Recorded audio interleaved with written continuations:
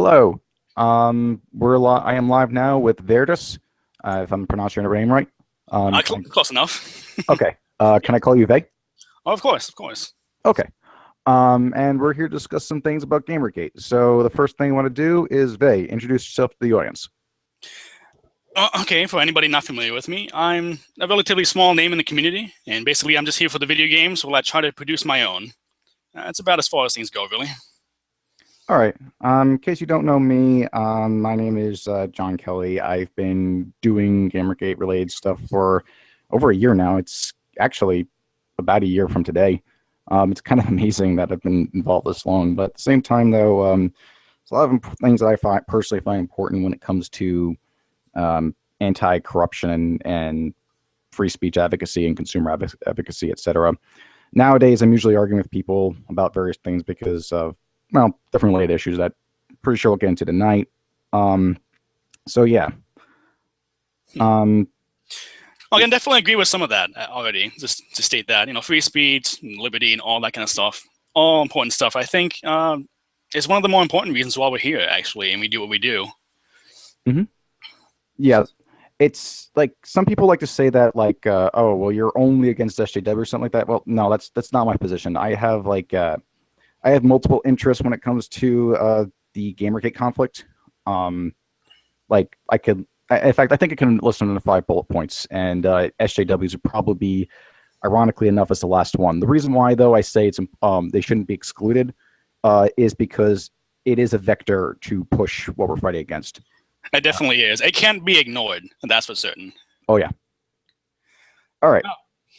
Yeah, that's good. That's one of the things I wanted to ask you about was just a little bit about you, and I guess go on to that would be what does GG mean to you? Exactly. Well, to me, this question comes up a lot, and I think that because it's coming up a lot is an issue of itself. The reason being because people are too focused inwards than focused outward. Like, what can I do to improve things, as opposed to what do I say about myself? But to answer your question, to me, at this point, GamerGate is best defined as the longest and most extensive flame war of all time on the internet. I can agree to that, I think. Yeah. Like, I've discussed this many times before, and the reason why I don't define GamerGate as a group is because it's impractical.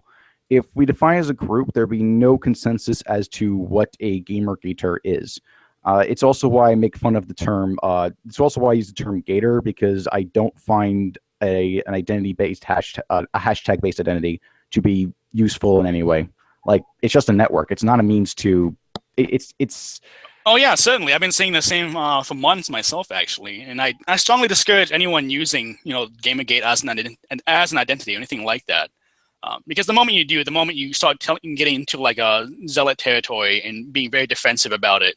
And that's entirely the wrong way to go about things, in my opinion. I actually agree with that.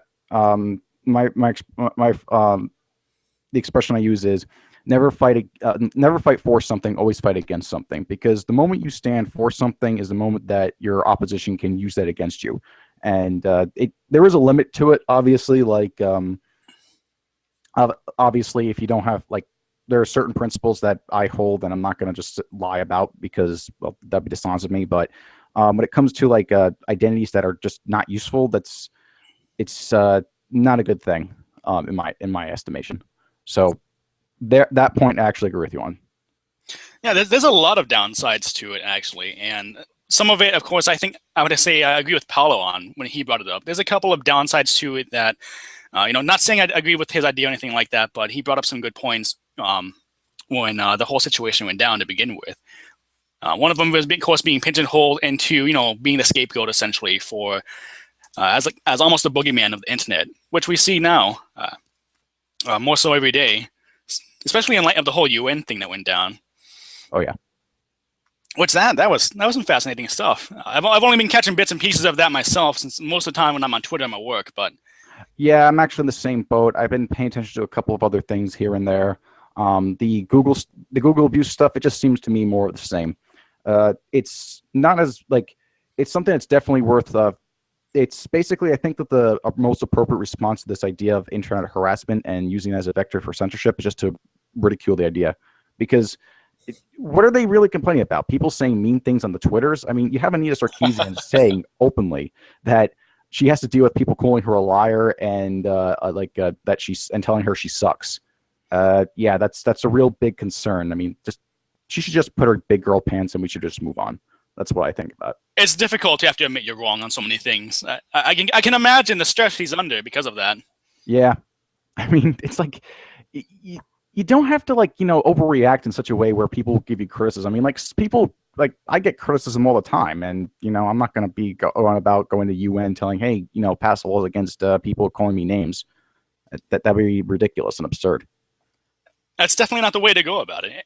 And No. it raises so many questions as to do these people actually believe what they're saying, or are they purely like the con artists that some people think they are? It's for me at least, it's a difficult line to draw to try and determine how they actually approaching the issue. How they really feel about it. Yeah, I would assess each individual. I would assess that on an individual by individual basis. Anita Sarkeesian, yeah, no, she doesn't believe what she's saying. She is all like, she will use whatever. She has a very certain way of carrying herself and a very certain way of delivering her message that is being clearly directed by Jonathan McIntosh, who's an self-admitted propagandist.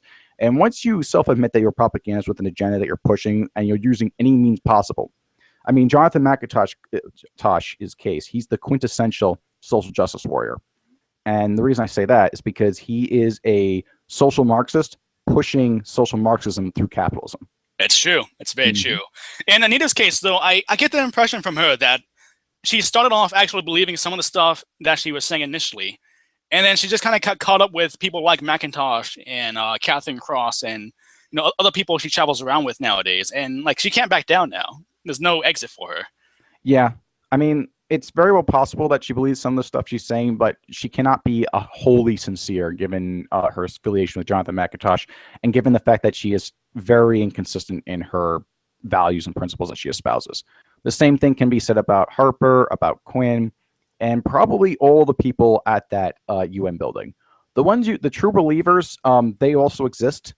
For example, like someone who I've debated several times now. I think I've debated him like 6 or 7 times, probably more than that actually. Helicopter guy. He was on my channel once. Are you familiar with him? Yes, I am. Okay, yeah. He is like he claims that he believes what he says. That he told me when I first met him, he told me he was a troll, but he believes the things he says. So he may use every rhetorical trick in the book, but he does. I do believe that he does believe in the principles he espouses, even though he is very consistent when it comes to a lot of his points. But yeah, I imagine most people do. By and large, people actually do, because we have the whole progressive movement in general, and that's kind of the attitude and like the whole beliefs and ideals behind them, all kind of like those core principles that we often see. And then, of course, we have the people on Twitter and the internet, Tumblr, and that sort of crowd, and those people just take it a little bit farther than everybody else. And then in the middle of that crowd, you get people who see that and take advantage of it one way or another. Take advantage of it because they have even the more stronger beliefs than other ones, or because they see money in it for themselves. Pretty much. It wouldn't be a problem if they're consistent with the beliefs they claim to have. It's what separates someone who's merely a progressive and someone who's a social justice warrior. Like, what's a good example of this? I would say that David Pakman is not a social justice warrior. He's progressive, and I disagree with a lot of his opinions, but I haven't seen him do anything, disgustingly hypocritical, at least not in my eyes. And he doesn't have he only has maybe 1 of 5 hallmarks I've been able to identify, which those hallmarks being firstly progressive, hypocrite. Third one, let me see. I used to be able to remember this off the top of my head. A complete lack of self-awareness, special snowflake syndrome, and the 5th one I forget, but I'll bring it up again if it comes back to me. All right. Yeah. Especially because I do know a number of people myself, and I've known them before the whole GamerGate thing began as well. My fiance was a little bit more into that crowd herself, and her friends even more so by and large. And they're very nice, very sincere people, and they mean well. But like a lot of the stuff they say, when you stop to really sit down and examine what's being said, you see where a lot of the stuff ultimately leads to is the hypocrisy and is that kind of doublethink mentality that it pops up so often because of that.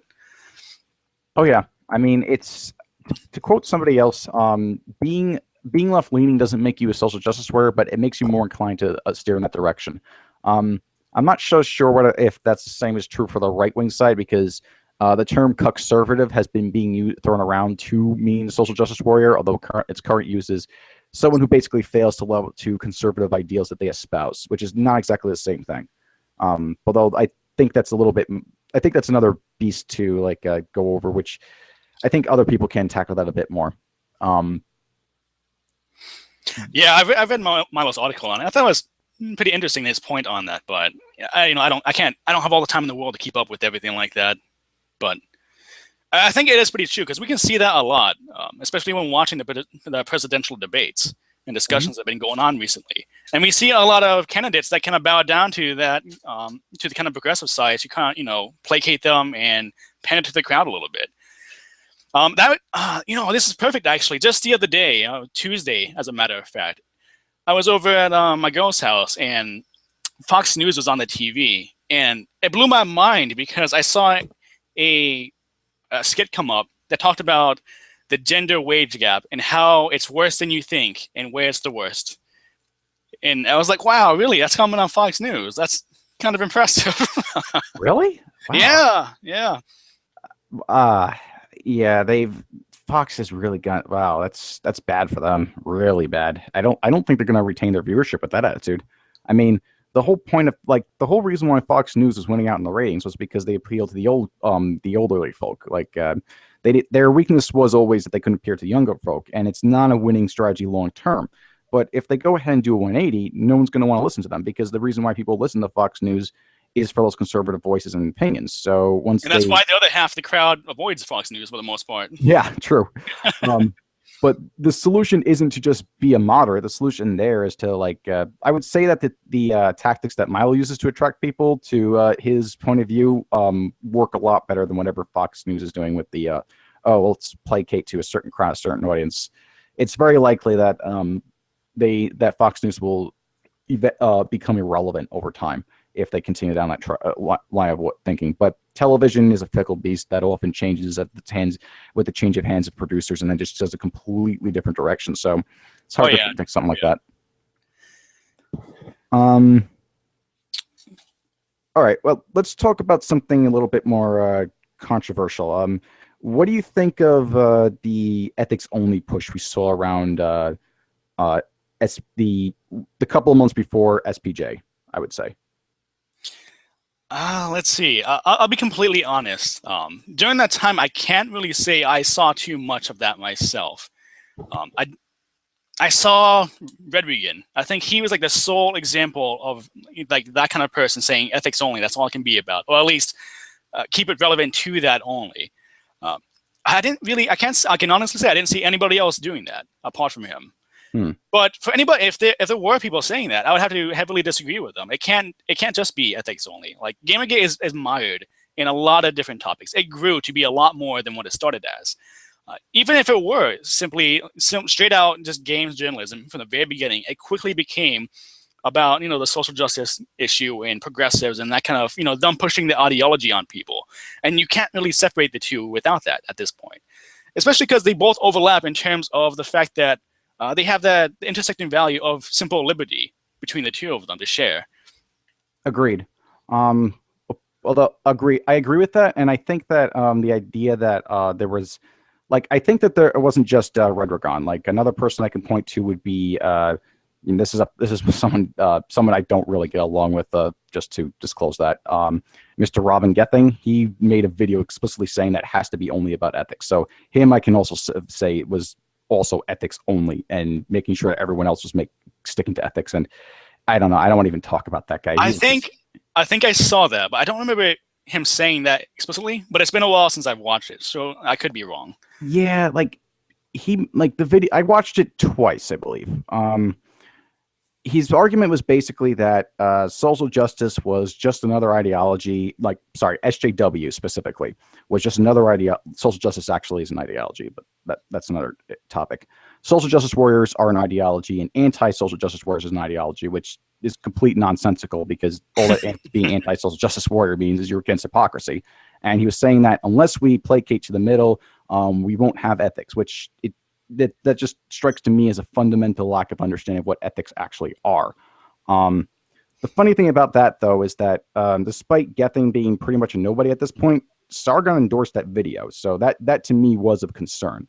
Sargon's form of argumentation, though, was slightly different than strictly ethics only all the time. He was pushing for an ethics approach, and he was discouraging other people from advocating other issues using the GamerGate hashtag, and to the best of my knowledge, still does to this day. But his argumentation for it was a matter of effectiveness as opposed to ideological purity, if that makes sense. Yeah, I remember that actually, and I can say, and I can certainly agree to that, to your point, because I've listened to his arguments as well, because I'm a big fan of Sargon. I do happen to think that's one of the better ways we can go about it. At least, it's one of like many heads of the Hydra is how I always looked at it. Especially because of how much of a loose group we are. You can't successfully dictate what does or does not happen, especially in a hashtag of all places. You can try and encourage it, and maybe other people will go along with you, but that's about as far as you can really take things. True. The issue I had was that I don't agree with that. The issue I have with Sargon's argument that, I think the best way to to showcase Sargon's position would be his debate with Verilo, which honestly I think is the other stuff is kind of, well, we can get into that later, but that part of the debate where it was basically Verilo's position about, fighting, about having, I'm thinking of paraphrasing here, about the importance of fighting SJWs over ethics, and Sargon was saying put ethics above fighting SJWs. I think that's a bit of a false dichotomy, but yeah, we already went over that. In Sargon's argumentation, he said the reason why he changed tactics was specifically because he didn't want to be labeled as misogynist and just be dismissed offhand. And he also claimed that SJWs aren't just a mainstream term. I disagree with both those things, because with that first one, I can still call you misogynist if you advocate for ethics. It's been happening since day one. Yeah.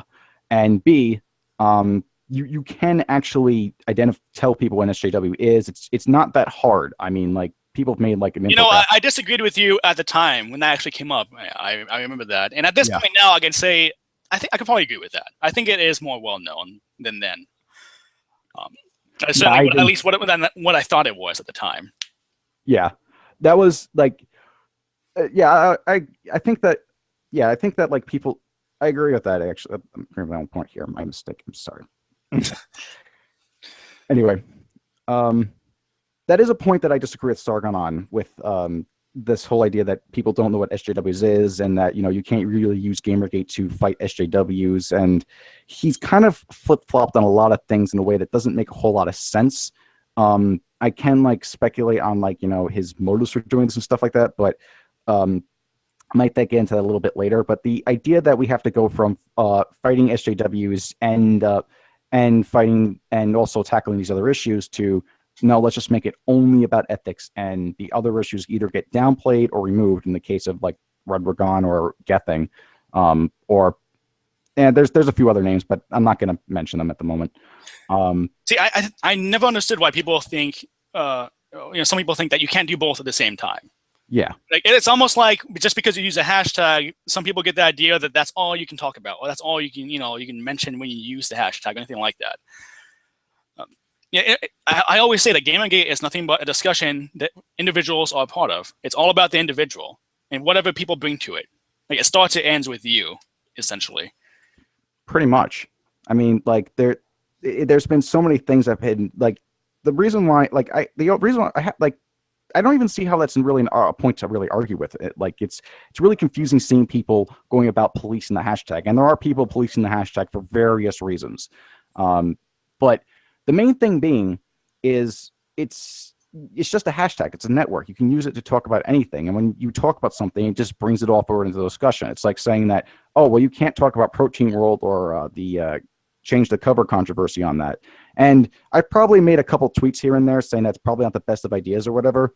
Yeah, I know I have before in the past, at least. A particular time actually was when, what was his name, actually? Vector Space? I can't remember his name. The guy with the American flag icon. I'm sure you know who I'm talking about. But at one point, he was trying to make it something about like Christians versus atheists, and I was wondering, what the hell does this have to do with anything?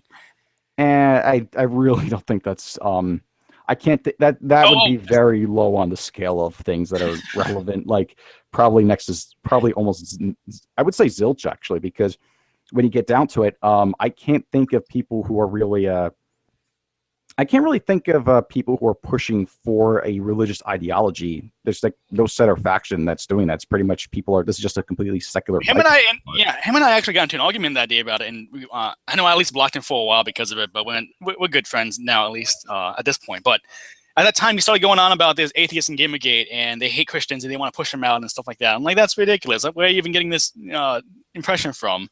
And that's kind of what I spiraled from there. But even on that point, I don't care what anyone uses the hashtag for at this point in time, because I used to be bothered by the idea of people using it to show their own business, whatever, even if it's not related. But it's just like, if you go in there's already bots. It's already flooded with stupid shit in there as it is. And if people are going to put up dumb or unrelated things that personally, you're going to ignore it. And you're probably, nothing's going to happen from it.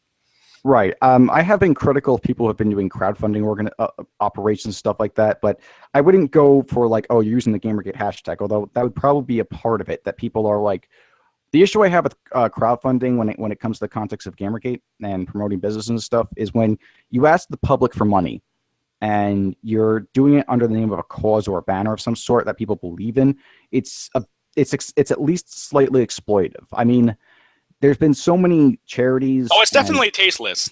Yeah. It's like I probably take it a step further than other people. Like I used to think that charities were harmless at one point, and to some degree, I think that there is benefit in doing charities as kind of like a psyop against the opposition.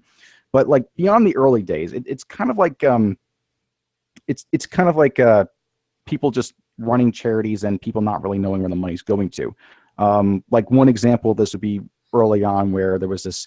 I forget what the charity was specifically called, but it was like an autism type charity. And GamerGate.me put it up there and was bragging about it, but then they realized the organization was not exactly the most up and up organization, so they had to take it down. I'm just wondering, like, how many other organizations that people are just blindly funding to, like something that, like, and before I continue, let me just preface that I recently spurred out against Slow Ping. I said that he was, I insinuated that he may have committed fraud, but I didn't directly say that, but I threw the suspicion out there. But I did apologize for that on Twitter, but I'll just preface it. But since it was a recent event, that I apologize for it now. That's good, man. Yeah, it's always good when people can admit their mistakes, Yeah, like that was a particularly frustrating bit because basically I was in an argument with him and 6 other people at the same time, and I was also on stream, so I had that was really dumb of me. So if people already made like a song of that, and they've already made memes about it. So yeah, have fun with that. I mean, like I fully deserve that one.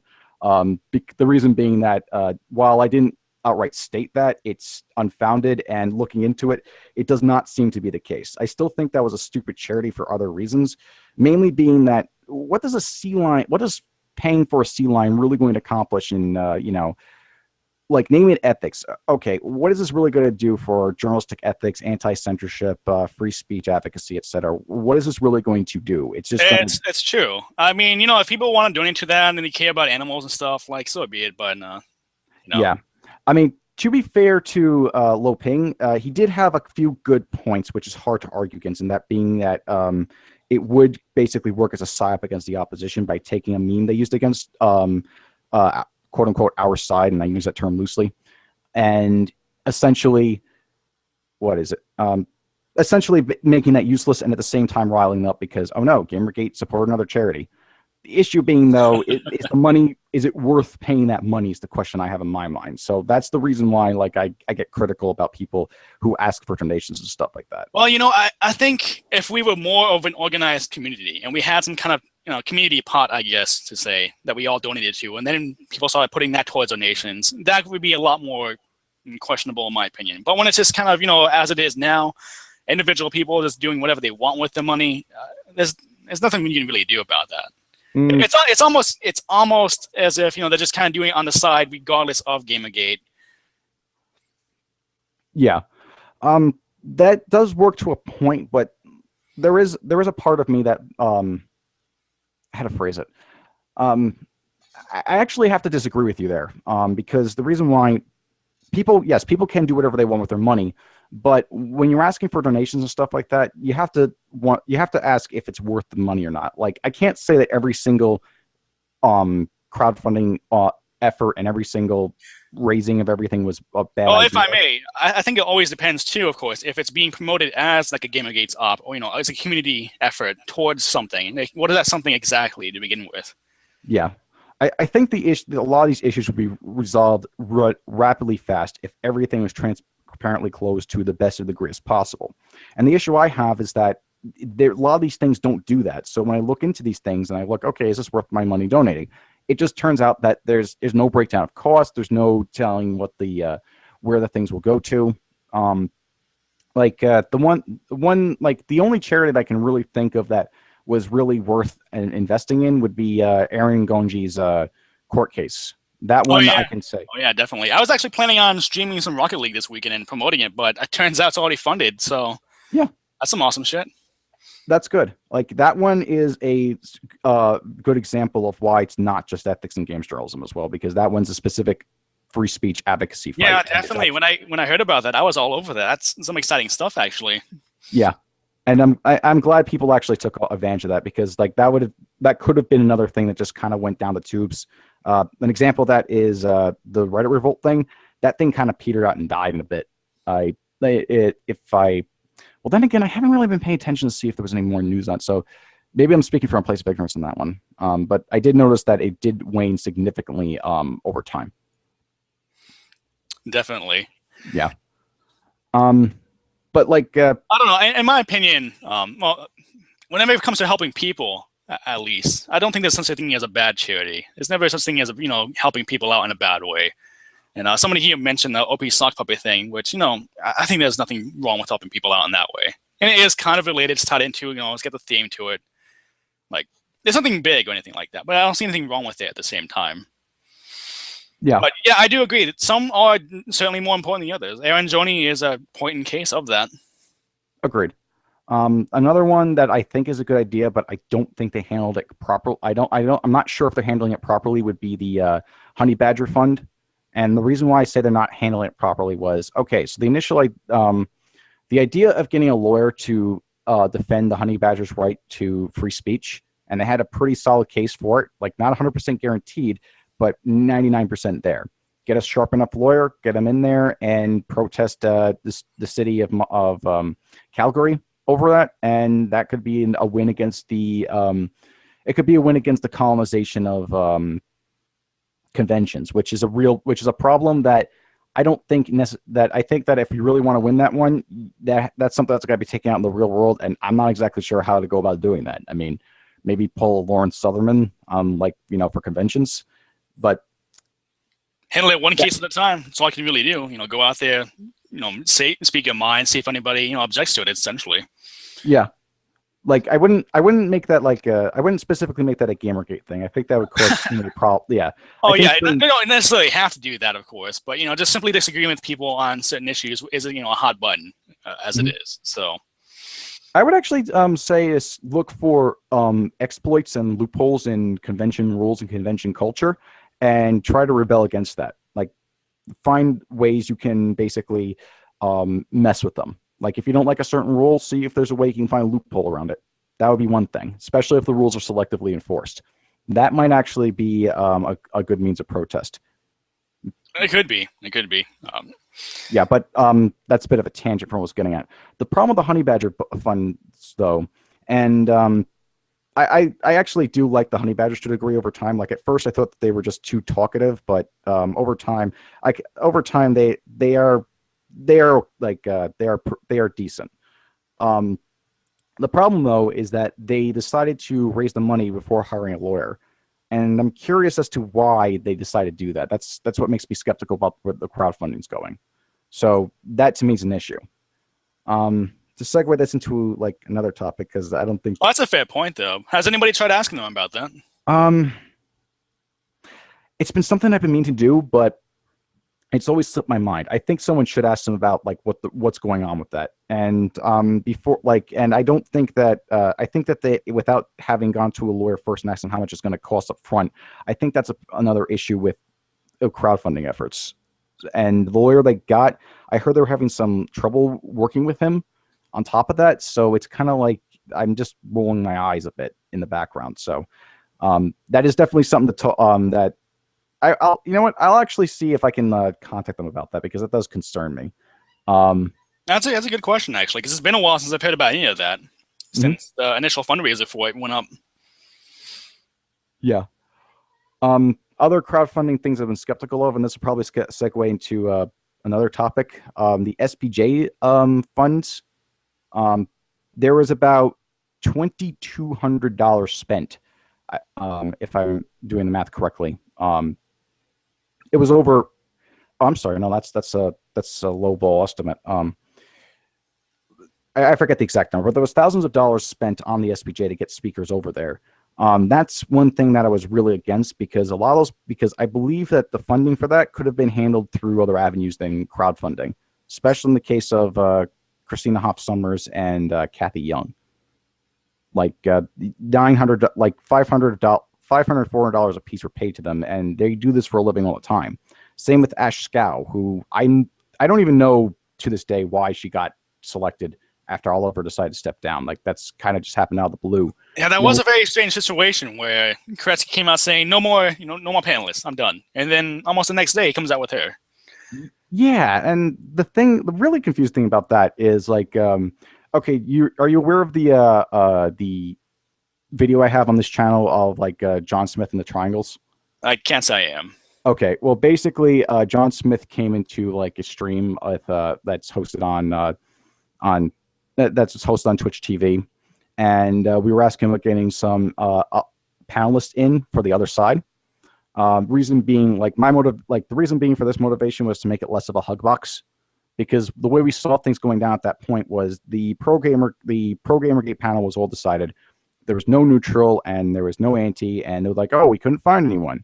So I'm like, well, we could certainly find some people, and we did try. We reached out to a lot of people, and we did this for a couple of reasons. One, there was either two possibilities from that.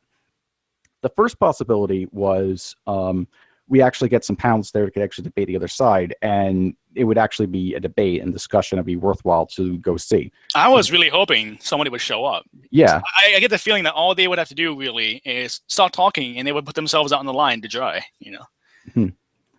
That's about all they really needed to do, I think. Right. But that was the main goal, was to actually get some people there. And we actually, I think, we talked to Moltar, Seattle, those two being the ones who actually submitted emails to actually see if they could attend. I remember Moltar saying he wanted to come out for a while, but man, yeah. I can't tell if that guy is trolling or just talking out of his ass half the time. I hang out with him on Skype, actually, play some 40K with him every now and then, and he's a cool guy in that sense. But when he gets on Twitter, it's like he kind of flips a different switch almost. Yeah, the thing about Moltar is like lots of people like to throw him under the bus and stuff, but he's really good at what he does, and he's an example. Half the I would say about when he's on Twitter, I would say about 50 to 75% of the time he's definitely trolling. He does that a lot. Oh yeah, he does. It's funny actually to watch. But then sometimes he makes actual comments, and every now and then they're pretty good actually. He has some good pointed criticism, I think. But then other times I think he's just being a salty bastard. It's how some of the other ones come across. I can see how people see him as that. Is he a salty bastard? Arguably. Yeah, most of us are, I think. But I think he's a little bit more than others. I think is how my opinion comes across. Arguably. In Moltar's case, why he wanted to attend was because he wanted a chance to actually meet Christina Hoff Summers and Milo. Yeah. I can't blame him. They're a fantastic group of people. They're exactly what you would expect them to be like if you meet them in person. Yeah. And and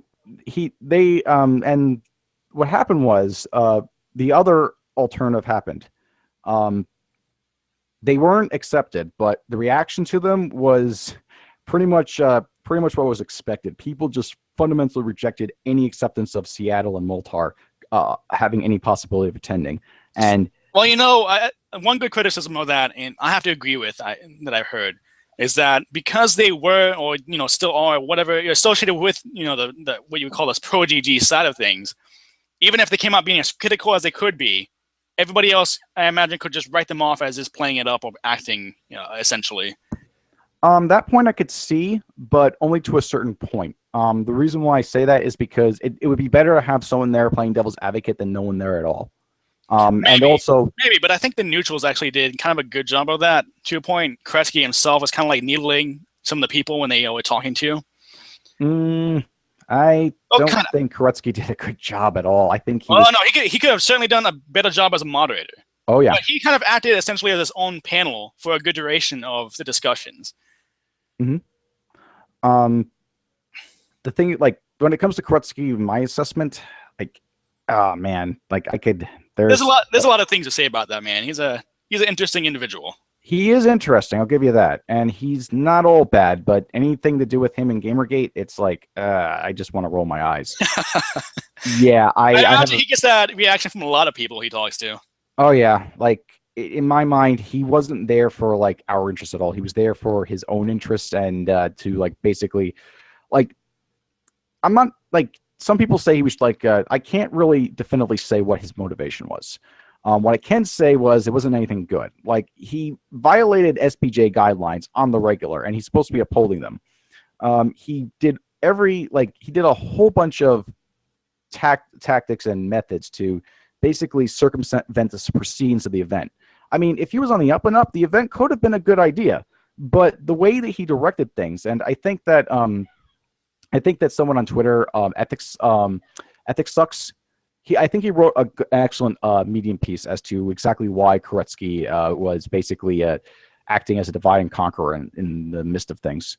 Like, I also wrote an article about the SPJ proceedings, but I covered different areas and different subjects. You can also give that a read. I'll put both those a link in the description with the timestamp. I don't necessarily think he was doing anything in a bad way as far as trying to undermine what we were there for to begin with. I don't think it was at least anything to further his career or anything like that. As I saw some people saying that he was trying to do. I think he could have done a much better job, and I think it could have turned out better too. But I still think, all in all, his efforts and the event itself did come out on top. That's how I feel about it, at least. Yeah, because I had a chance to speak with him myself when I was down there. He came across to me as a very sincere person who was trying, to do what he could, but he has limited power himself to do what he was trying and to organize. And we were there as probably the most enthusiastic bunch of people he's ever hosted. Well, if I do have to thank Kretzky for one thing, from my perspective personally, it's that I do have to thank him for opening my eyes up to the SPJ. Because in my assessment, the SPJ is not a good organization to rely upon for ethical concerns.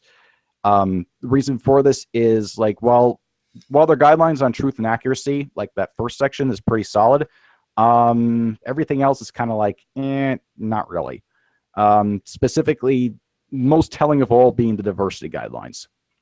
Those are just basically ID politics just shoved down your throat for very political reasons. And the reasons that they'd adopt those diversity guidelines was specifically in response to 9/11. So basically, if you try to portray any kind of Muslims or terrorist activity or anything like that, you have to do it in a very politically correct way. The author can't simply report the news or write editorial opinions or whatever. He has to abide by like these kind of rules. Like, the most telling one being that if there's a terrorist attack committed by Islamic extremists, you have to give examples of other types of extremists. There's twofold problem with that. The first being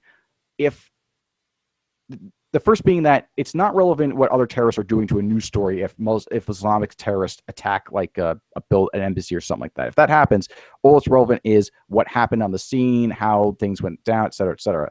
The second problem with that is that it doesn't work both ways. It's only for Islamic terrorists or like. Actually, I don't know if that's very interesting. I didn't know about any of that, actually. Yeah, it's something I tried highlighting in the article I wrote. Unfortunately, I don't think too many people paid attention to that. Maybe I probably should have put more emphasis on it in retrospect. And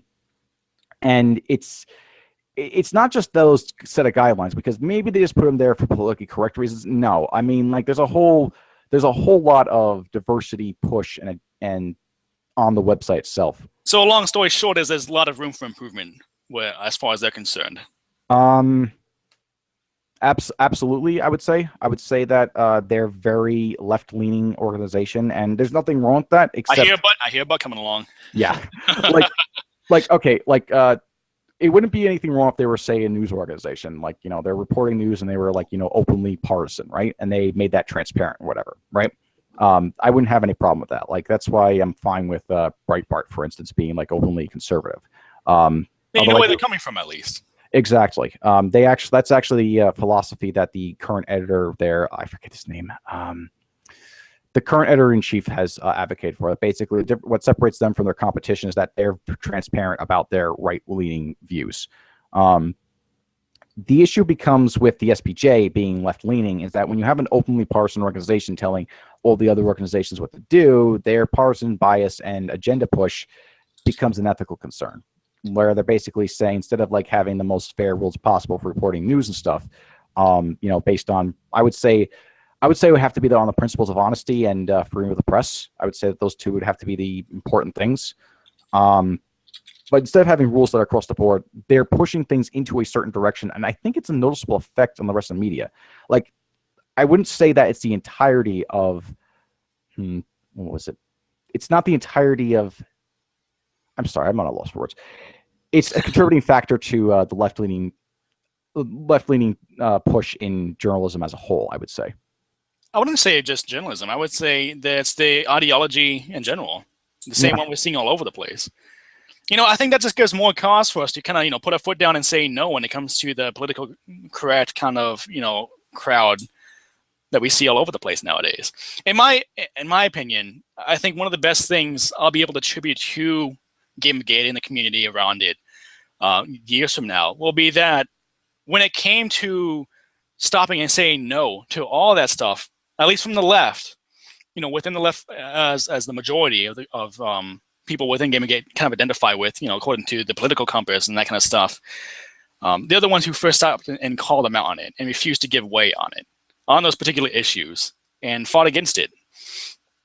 I think that's significantly important too. And, I'll go as far as to say that I actually expect to see a political divide within mainstream politics start forming up. We might see a new party come out of it later on. I wouldn't be too surprised, actually. I think it would depend on how things go. If per se the right completely folds, then what will probably happen is the left will split into the center left will become the right. At least I can't speak for other countries. So in Americentric terms, the central left will become right, and far left will become left. And that's what I'm seeing slowly happen over time, regardless. It might very well come to that point too, but I don't know if I would place my bets on that happening, because there are still plenty of people with very, very different opinions when it comes to economics, especially on a kind of conservative versus left-leaning ideology. True. It's right and left become kind of confusing when you put it in that, because on social issues it kind of becomes clear, then it stops being clear. Right. Yeah. There's definitely overlap. There's a lot of overlap on those issues, but but just kind of like a generalized bastardization of the situation, at least. Mm-hmm. Yeah. But getting back to the SPJ stuff, it's kind of like it's part of the reason why I was against the whole idea, because when I first heard of it, I was skeptical, and the original piece I wrote was cautious and tread carefully, and then the follow-up piece, my assessment was avoid. And from what I can tell, it actually did better than I predicted, but simultaneously it wasn't by much. We didn't the biggest coverage on the SPJ Airplay event was, I believe, the Miami Herald actually printed a bunch of editorials by people who want to talk about Gamergate. They're saying, hey, write an editorial for this publication. And they went ahead and did that. The only all the other coverage was focused on specifically the bomb threats without actually getting to the actual subject of the event, which is a problem because that's basically a disinformation, sorry, not disinformation, a suppression tactic. Basically, just highlight, only give it minimal coverage as opposed to no coverage because people would notice if there was a blackout. I don't think it. I agree to that to a point. I definitely think it could have been a lot better than what it was, but at the same time, it still really did exceed my expectations for it. I went into it though being pretty optimistic that there was no lose situation for us. It was going to come out to our advantage to some extent or another. Now, as far as news coverage on that being rather disappointing, yeah, that's true. But I've spoken to a lot of people that I can't really say, I can't really name them off, but I have a lot of connections with people, which as suspicious as it sounds, you don't take my word for it. That's fine. Go ahead. These are my circles, of course, anyway. Where there are a lot of people within the gaming industry, who do pay attention to these kind of things without, speaking up about them, of course. So even though it's not big mainstream news, it is still getting a lot of coverage in a lot of eyes that we would ideally want them to be within to begin with. Yeah, I mean, was there a positive was there a positive effect from SPJ? Yes, but I think it was minimal. It wasn't the big. It definitely wasn't Splash Mountain, to put it that way. Well, we just have to keep trying. Correctly put it forward that there might be another one, and people are trying to work for that. I would still say avoid. What would your opinion be on a second SPJ panel? Second SPJ channel, to me it depends. Depends what it's supposed to be about. One of my biggest criticisms about the first one was leading up to it, there was almost no real set agenda for what it was supposed to be about, what the discussion was going to be around. And even going into it, we saw a lot of that same confusion with that second panel when Milo, Christina House Summers, and Kathy Young were on it. They were ready. They had their talking points ready and prepared in their hands, and they shot right into it. And Kretsky shot them down right away because of that. Yeah. And I think that's a big failing on his part, was not being clear enough on what they were going to be doing. No, he was not clear at all. Koretsky fumbled that. To say Koretsky fumbled it would be an understatement. He didn't even pick up the ball. He didn't even get close to it. No, he didn't. I mean, everyone seemed to have their own little ideas of what they want to do with it. Koretsky, originally, it was supposed to be this big thing. We're going to have 3 panels, pro, anti, neutral. And as time went on, it became, we're just going to have pro and anti. And then it just became, we're going to have a pro, and it's going to be against some SBJ journalists. And I'm thinking, okay. And it was just really weird, the whole thing. They made it a popular. They made it basically, the people who got in did so based on popularity networking, which most of the people there were really underclassed, considerably. There was 5 specific talk. I actually have to go over the debate to actually go into specifics about that, but you could tell, the morning panel, you could tell that they were really outdone by the opposing one. And I originally criticized Palbo for what he said, but in retrospect, Palbo actually made the best point at that panel by saying that basically, hey, Gawker can ruin lives because of their whole citation thing.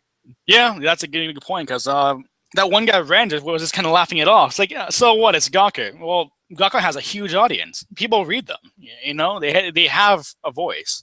Yeah, and they basically play into the circular citation game.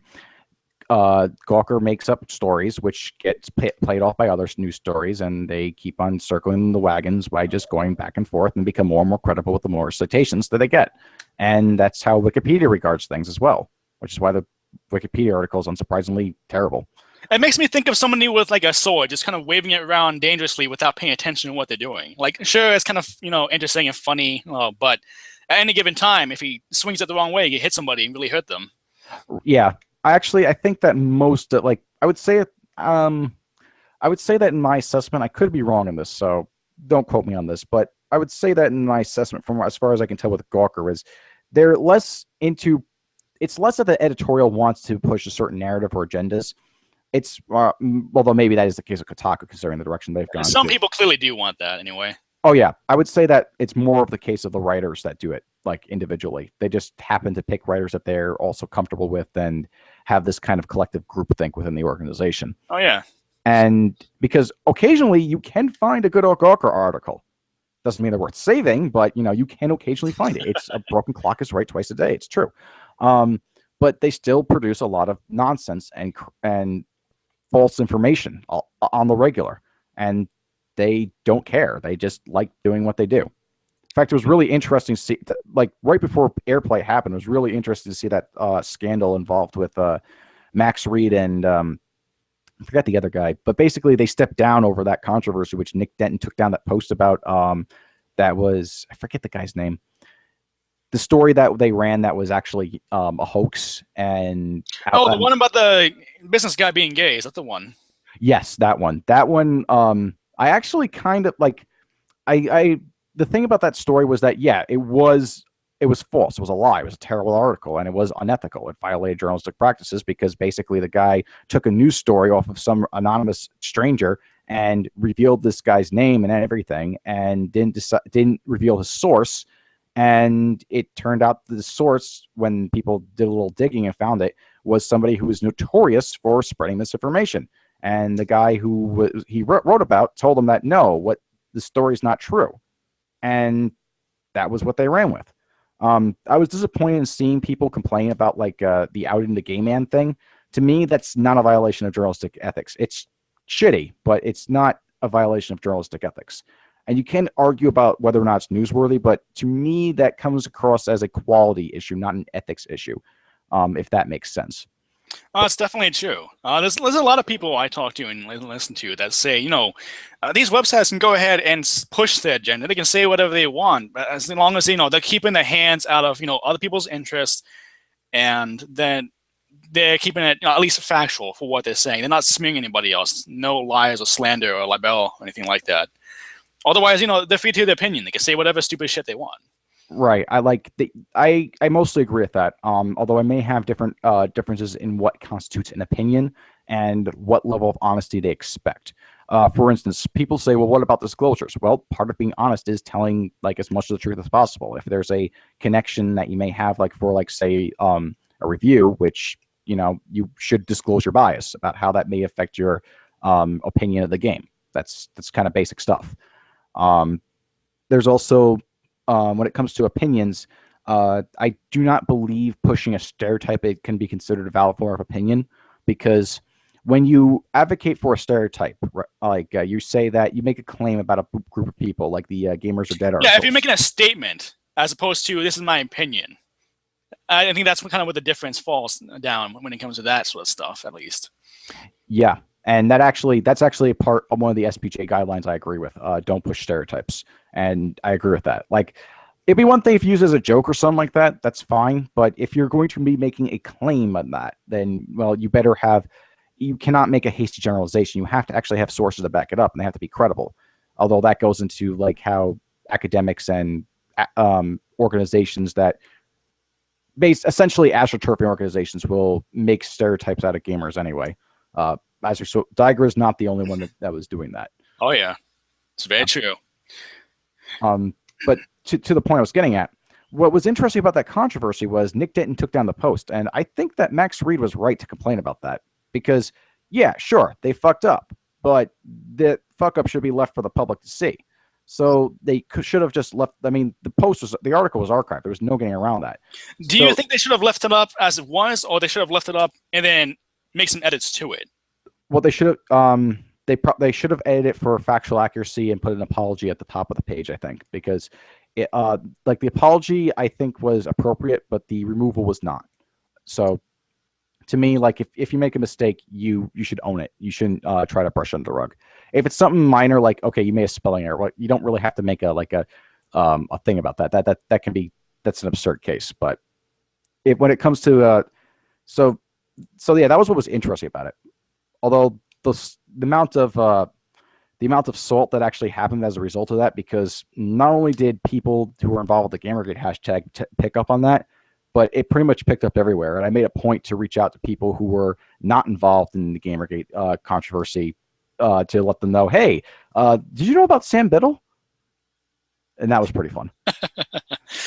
Yeah, I can certainly agree to that, actually. I think when you make mistakes like that, you should own up to it. You should, take it, learn your lesson from it, and move on after that. especially because, as you pointed out, it's always going to be on the internet if somebody really wants to find it. Your mistake is always going to be there. Mm-hmm. And that was what I found interesting about that. What other topics can we talk about? Well, okay, here's a good one I actually wrote down to ask you. And okay, good. That would be, what would you like to see come out of the GamerGate community? Where would you like to see us go in terms of kind of general direction? Well, the first problem I have with the question is I don't see a GamerGate community. I see communities, plural. There are numerous communities. For example, I would say that there's various communities in the Twitter sphere. There's various communities in Skype groups. Like there's some ones that I hear contain like over like hundreds and hundreds of people. Which is that's very fair. But when I say that, of course, I mean like they are one way or another connected to the overall discussion and topics that are involved around it. At least they don't even necessarily have to be people who are pro or anti. As a matter of fact, and that's kind of like one of the things I have for my stream tomorrow night. Is it doesn't necessarily matter how you identify yourself. If you find yourself drawn to the discussion, that's all that really matters. Well, what I would like to see happen from the community, from the various communities, I would like to see them take a look at things more critically and skeptically. I like them see have their standards that they apply to select people to everyone else as well, because like what I've noticed is a tendency to excuse people who should have certain standards of ethics, particularly YouTubers and developers, like because they're not journalists. They shouldn't have those ethical standards, and even bloggers with a lot of people, which for example, Ralph, Ralph Retort, like I do have like a soft spot for Ralph, but there are legitimate ethical mistakes that he has made in my assessment, mainly in not following up. And this was something that Leo Pyro was trying to bring to his attention, but he wouldn't listen on that one. Although at the same time, the reason why I'm not as hard on Ralph as I am on other people is because, damn, does he get a lot of flack, and like most of it, in my assessment, is not deserved. Like, for example, the Kate Edwards post being a classic example. That I'm pretty strongly of the opinion that he's not quite the bad guy that a lot of people see him as. Like, he can be very much an asshole, but I've gone and I've met Ralph. I've spoken to him a little bit. He's a cool guy, in person at least. And he gives way here and there, not very often, but he does. Yeah. And what I would just like to see a lot more of that from him. I would like to see a lot more constructiveness come from him, rather than going after people and kind of attacking them unnecessarily, in my opinion. Well, yeah, not something I really want to get into, but just kind of broadly put it out there, I suppose. Right. That was a bit of a segue, though. But what I'd like to see, like I think the most important thing would be applying principles that we have for certain people apply across the board. Now, it's true that journalists do have certain standards that the general public don't need to apply to, but if someone is acting in a journalistic capacity, then yeah, they need to have those standards applied to them. Or at the very least, if you're criticizing others for it, and you want to see change, the change always needs to start with you to begin with, in my opinion. Oh yeah, that's how I always see it. Yeah, that's why I own up to mistakes I make. Like if ever there's something I do wrong, and I can see it's wrong, I'll say, yeah, I fucked up there. And I'd expect people to be as critical as I am to other people. I expect people to be just as critical of me. That's the way I see it. It's a case of where I believe that there needs to be there's only two things I really ask of other people: that they're honest, and the other thing being that they're ideologically consistent. Beyond that, I don't really believe in pushing kind of like a certain level, certain morals, or like generally. I mean, like there's probably also some consumer advocacy stuff in there as well. And also free speech advocacy, but in general, that's most of what I ask of other people, that they have those two things. Something I would add on to that myself, though, would just be kind of like always give who you're speaking with the benefit of a doubt. Like, you and I have gone at it before, on Twitter and stuff like that.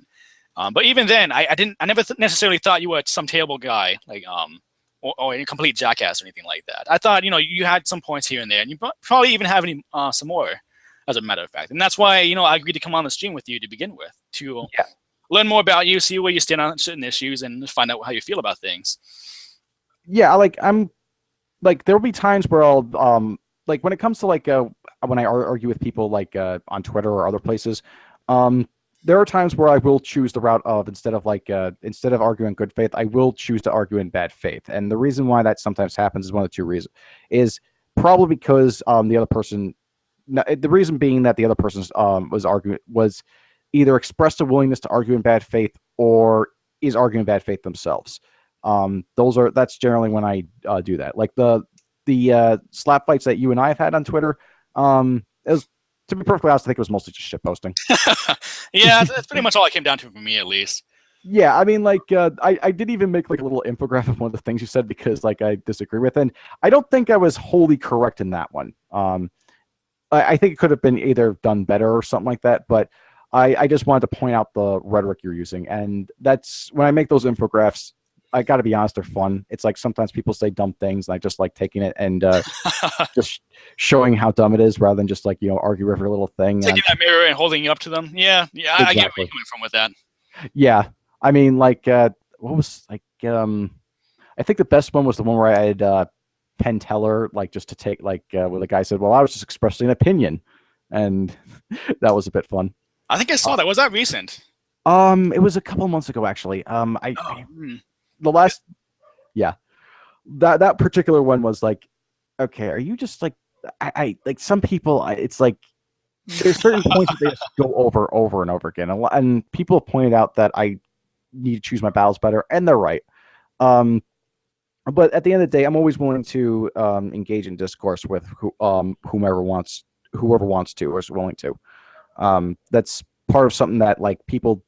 That's something that I've been stressing lately. Of free speech also requires you to listen to other people, because the end goal of free speech is to have an open forum of ideas. In my assessment, basically, you want everyone's voice to be heard, so that way the best ideas can come to the top and other ideas can go to the bottom. Oh yeah, definitely. That's one of the reasons why I've always been a big fan of chan boards, because of that. Oh yeah, chan boards have like there are issues. Like the issue with chan boards tend to be when they break away from the principle of like anonymity. When they go into like the problems I'm seeing with 8chan right now is it's a combination of constructed identity with fluid identity as opposed to all fluid identity. And you could see that the biggest example of this would be board owners advertising their boards on Twitter and name tagging on the board. It's always that name tagging, man. It's always. Yeah, like people, like some people say, oh, well, you shouldn't criticize name tags. Well, they tend to be the problem. It really does, because that becomes about ego. I mean, the moment you put your name in there like that, it becomes about you and who you are and what you're saying, as opposed to simply what you're saying. Mm-hmm. And that's something for like other boards. I mean, if it's something like if it's like a V Bolton board, well, then that's fine. If it's Twitter, that's fine. I mean, you can't name tag on those boards. It's not similar. Yeah, there's a time and place for everything. Exactly. But I see people doing this in a variety of ways all the time. I'm like, just like rolling my eyes. I'm like, don't you get what like the whole concept of a non-culture is to be anonymous. I mean, like once you start putting your name out there, it's just like, well, why don't you just go to Reddit? I mean, like that's a more appropriate venue for what you're talking about. Just go to Facebook. Just come on, just own up to it. Exactly. But as far as I like to see, what else I'd like to see in the communities come out, I like to see them do more and push, like, come up with new. Don't just stick with the same old ideas. Come up with new ideas in order to actually enact change. You always have to evolve. If you don't evolve, you die. Yeah, the way I see it, people need to go back into like the consumer revolt attitude that we had up till about November, arguably as late as February. But I would say that it kind of the consumer revolt aspect of this, and this was something that Liana Kay had said when I was on stream with her once, and I kind of didn't agree with her at the time, but in retrospect, I see where she was headed with this, and I have to say that she was correct in her assessment. The consumer revolt aspect of it kind of just petered out at that point. After that point, not much was really done, and the reason, and you could really tell that when December, Kotaku and Action decided to bow down to the Reddit admins who said no more boycott goals of the day, and for some reason after that, people just stopped doing boycott goals. I like the last advertiser that was pulled as a result of Operation Disrespectful Nod was an outlier in response to the Gawker fiasco. I forget which advertiser pulled. I'd have to look into it, but I do recall someone posted an email, it was verified by multiple people, that we did actually take out another advertiser from Gawker, which was good. But that was the first one in I would say about 7 months since we last took one out, since the last one before that was in December of 2014. It's been a long time. I know I felt that change myself very distinctively. I only joined in maybe early December myself. And I remember during that time period you're talking about, I felt that shift, that change away from that. Yeah. And that it just basically became about people just, it was kind of weird. Just saw people kind of went into different directions with different sort of things, and just things kind of just died out. I mean, there were a couple of email campaigns that happened after that. There was But one. they're nowhere near as strong as they used to be. No, the and the last one was all the way back in February or March, I forget. The last one being Op Coca Kosher. That was a little known campaign in which Anons got together and said, "Hey, look at this investor who's going to fund Gawker for the lawsuit against the interns. He's has some big ties with a lot of Jewish corporations." And so they pointed out all of Gawker's anti-Semitic nonsense, and they pulled. It was a successful email campaign. Unfortunately, not enough people bragged about it, and kind of discouraged more emails being sent out. Well, this is perfect actually, because this is exactly the kind of stuff and the kind of discussions I want to bring up tomorrow night on tomorrow night's stream. And that's why I'm working so hard to get as many people pulled in as I possibly can. I want to move away from a lot of the shit flinging and personal attacks against people that we've dealt with like the past couple of weeks, especially, but we've been involved with for the past couple of months, and move towards more constructive discussions about highlighting ops that are going on or proposed new ones. Really important to me is getting more of the community coming back together and talking again about these things. What can we do? What we would like to see changed, or what can we do? Well, on that note, I would have to say stop being scrubs. It's something that people have to learn, that basically the scrub refers to a person who's basically limiting their tactics down to a certain point because they feel like this kind of requirement, like they're arbitrarily, not because it violates any principle, because it'll hurt someone's feelings, or it's just something that doesn't make sense. Like, for instance, there are some people who believe that getting people fired for failing at their jobs or for other reasons is wrong. I don't agree with that. And yes, it's a bit of a radical notion to say that. And I use the term radical not in the sense of an extremist, but in the sense of someone who's trying to remove the corruption that's apparent. That's definitely something that some people will have to agree to disagree on within the community. Because it comes down on a case-by-case basis. Sometimes there are people who I think legitimately should be fired for the transgressions they did against a job. And in other cases, you have instances where people should probably just get reprimanded, or changes should be made within the company itself that prevents that kind of behavior from being perpetuated again in the future by other people or the same employee. I will agree it depends on the context. For me, when it comes to journalists, if a journalist makes a mistake, as an example, and they're informed about it, like say that there is a factual error they make, or they leave out information, or new information is even brought to their attention that they had no way of knowing before. If they refuse to if they admit there was a mistake and just update the article, like saying, "Hey, look, I got something wrong here. Here's an update, and here's some more relevant information that you, the reader, should know," then that person is not a bad journalist. That person's actually doing their job. That's actually a great person, because they can admit they did something wrong and they can change it. Yeah, that's and it's not always. Yeah, it's not always exactly like it's not always from a place of malice. Like I don't like the Escapist for reasons. I have reason to say that they're not a good website. But one of the big name writers there, Lizzie F. I actually have respect for her because there was an article pointed out to me that she wrote where basically it was from a manga gamer advertised one of their games as, "Oh, look at this! It's a game that's uncensored on Steam." And yes, it's true. That was 100% true of manga gamers say that, except there was nothing to censor. The level of nudity that was in the game was on par or even less than other games of that kind and of other caliber. So basically a whole bunch of websites decide, "Hey, look at this. Steam's now uncensoring games." And it's true to a certain light, but it's not reflective of what's actually happening. Some of them went as far as to suggest that this was a sign that Steam was changing its policies when absolutely nothing was changed. Lizzie actually updated the article when someone actually told her about that, and that actually makes me have more respect for her. And I've actually read some other articles of hers. She actually does the work as a journalist to actually get the story out. That's really cool. There's a lot of people I don't have time to get around to when it comes to their work, and hers would be one of them. But I definitely have to check it out sometime and see what she's up to. Because yeah. Actually, to answer someone in the chat real quick, BuzzFeed and the Color Cabal GG Enforcer piece, good as it stands? Absolutely not. Because they, how do I put it? The reason why that one wasn't a good one was because, yes, they gave an update saying it was trolls and doing that stuff. Well, first off, the writer went in there just asking people's random opinions about a hashtag to report on it, and I can't believe I'm actually going through the quality of a BuzzFeed article in my mind mentally. It's kind of like it's freaking like, why would BuzzFeed try to make this into like, that whole thing was just, that was hilarious the way that my eyes just kind of glaze over whenever it comes to BuzzFeed. I'm busy at work as it is, and I'm just kind of shit posting, wasting my time. So when it comes to stuff like that, I'm just like, I don't have the time or attention for it. Yeah. I mean, like, all right, to give a bit of context for the BuzzFeed article, because not everyone knows this little incident. Basically, there was this hashtag called Baltimore Loot Crew, and this aspiring BuzzFeed journalist decided to report on it.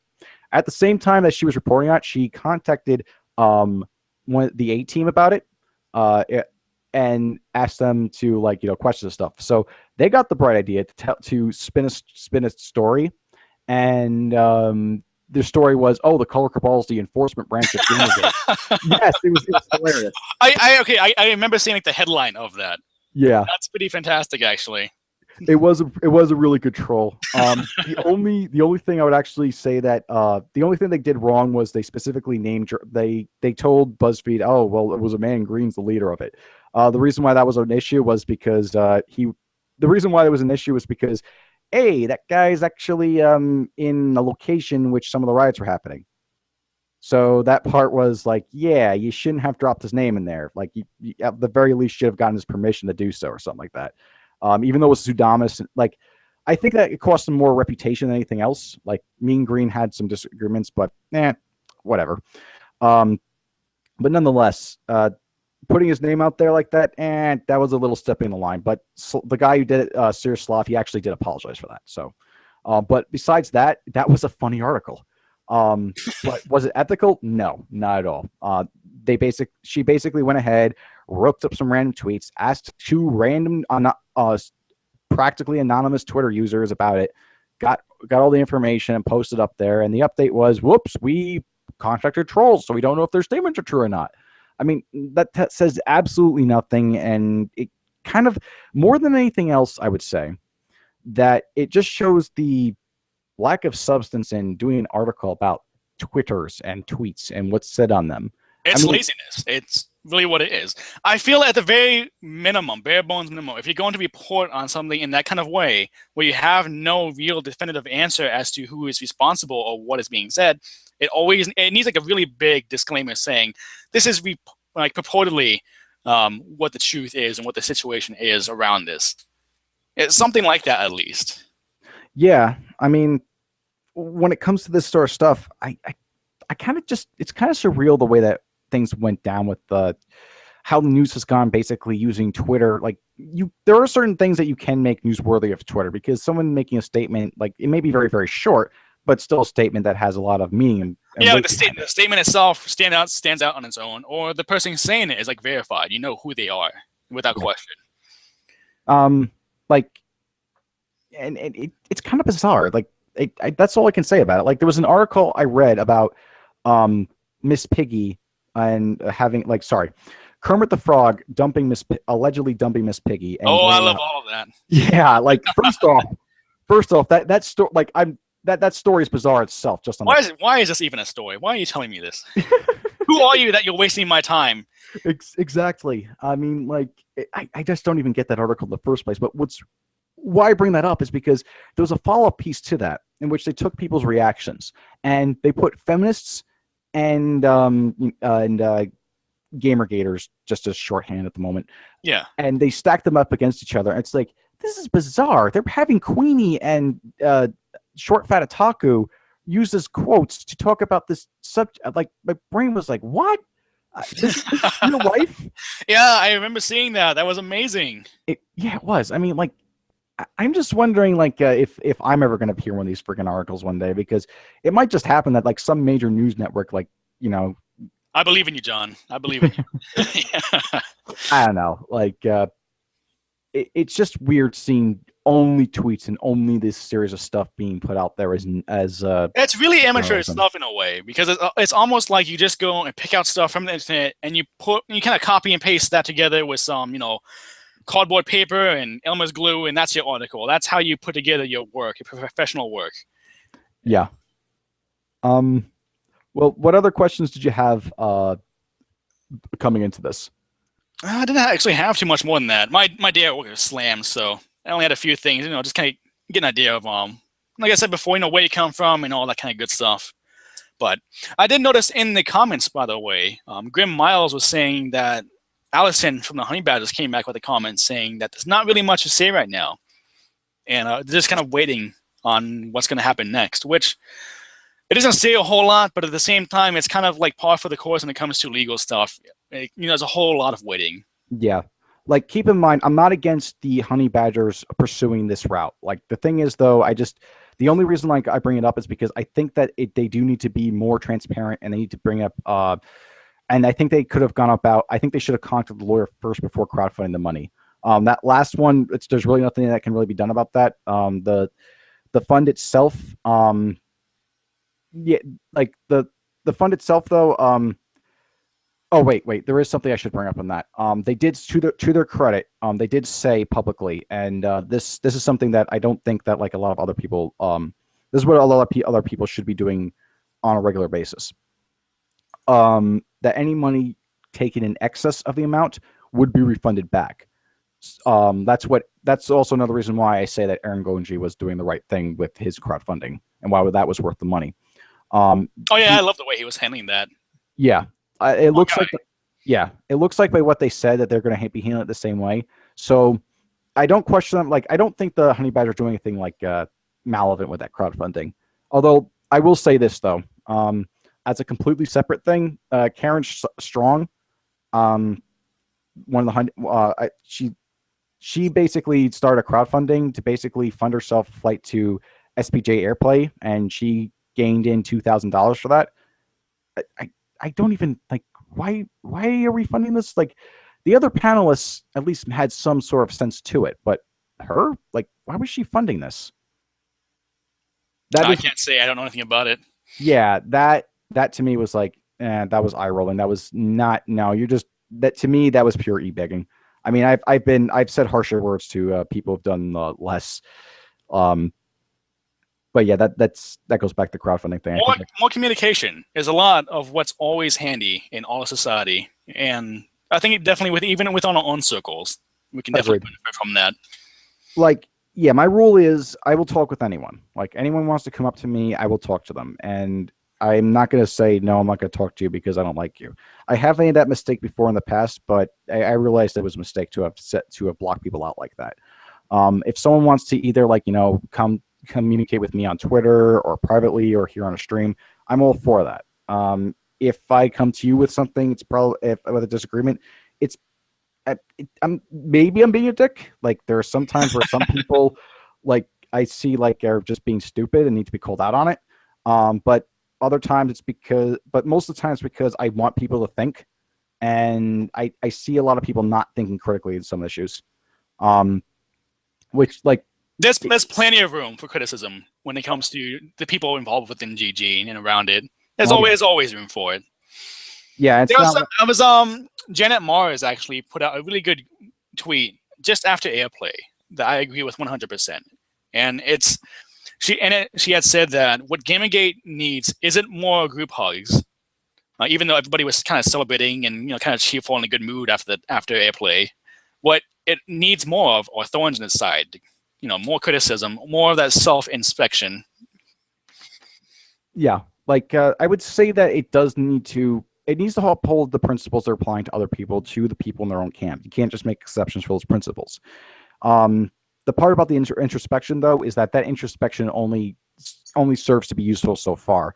The main problem is like I would actually have to agree with IA by saying that once you become complacent and introspective, you just basically look into your own, just attack your own. And I know coming from me, that's comes across a bit hypocritical, but I've been paying attention to. Oh yeah, yeah, certainly. Other It can't be things. the only thing you do. No, it should not be the only thing you do. Like for instance, the reason like one person I think that you should have in your stream tomorrow if you can. You may have heard. You probably heard of him at Thurin. I think I'm familiar with that guy. Pretty sure. He's doing Op Polygon. Oh, perfect. I mean, in that case. Yeah, but yeah, it comes down to like you always need to stop and look in the mirror every now and then. But that can't be all you, because then you do nothing.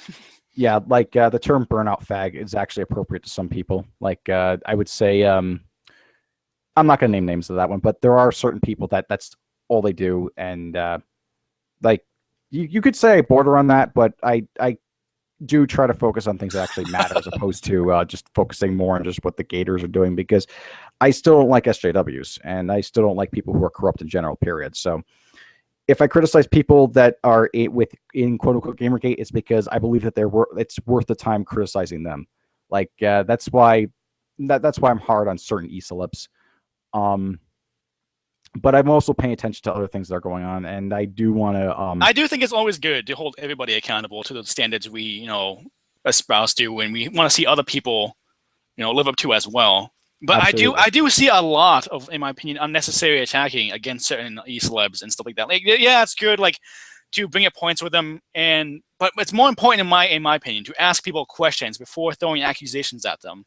Like, did you mean this? Going after them in good faith, essentially, thinking that maybe they made a mistake or they meant to do something else, or maybe you're not even understanding what happened correctly. Yeah, that is. I agree. I would agree with that. And sometimes I have jumped the gun, like with the low ping situation. You should try to. There are cases where it'd be better to contact the other person. Like that is a bit of like. There's either two things. When it comes to asking for when it comes to asking other people. One, if you're trying to find out the truth of the matter and the other person knows, you could just ask them. A lot of times just talking to somebody will resolve that issue. Although the second thing about that is that that's not always the case. There's a lot of times when you're investigating a matter and you can't trust the person that you're investigating for like a comment or something like that. And yeah. Like this is something. This is why I don't consider it an ethical violation to not send a request for comment. The reason I don't consider it is because there are times when if you send a request for comment, the other person can take steps to basically cover up the evidence of corruption or whatever, or Well, then question that in that case. What would be stopping someone from doing that, say, at the end of the rest of their investigation on a particular subject? I think that probably the best way to do it is to have all your ducks lined in a row and then send the request for comment.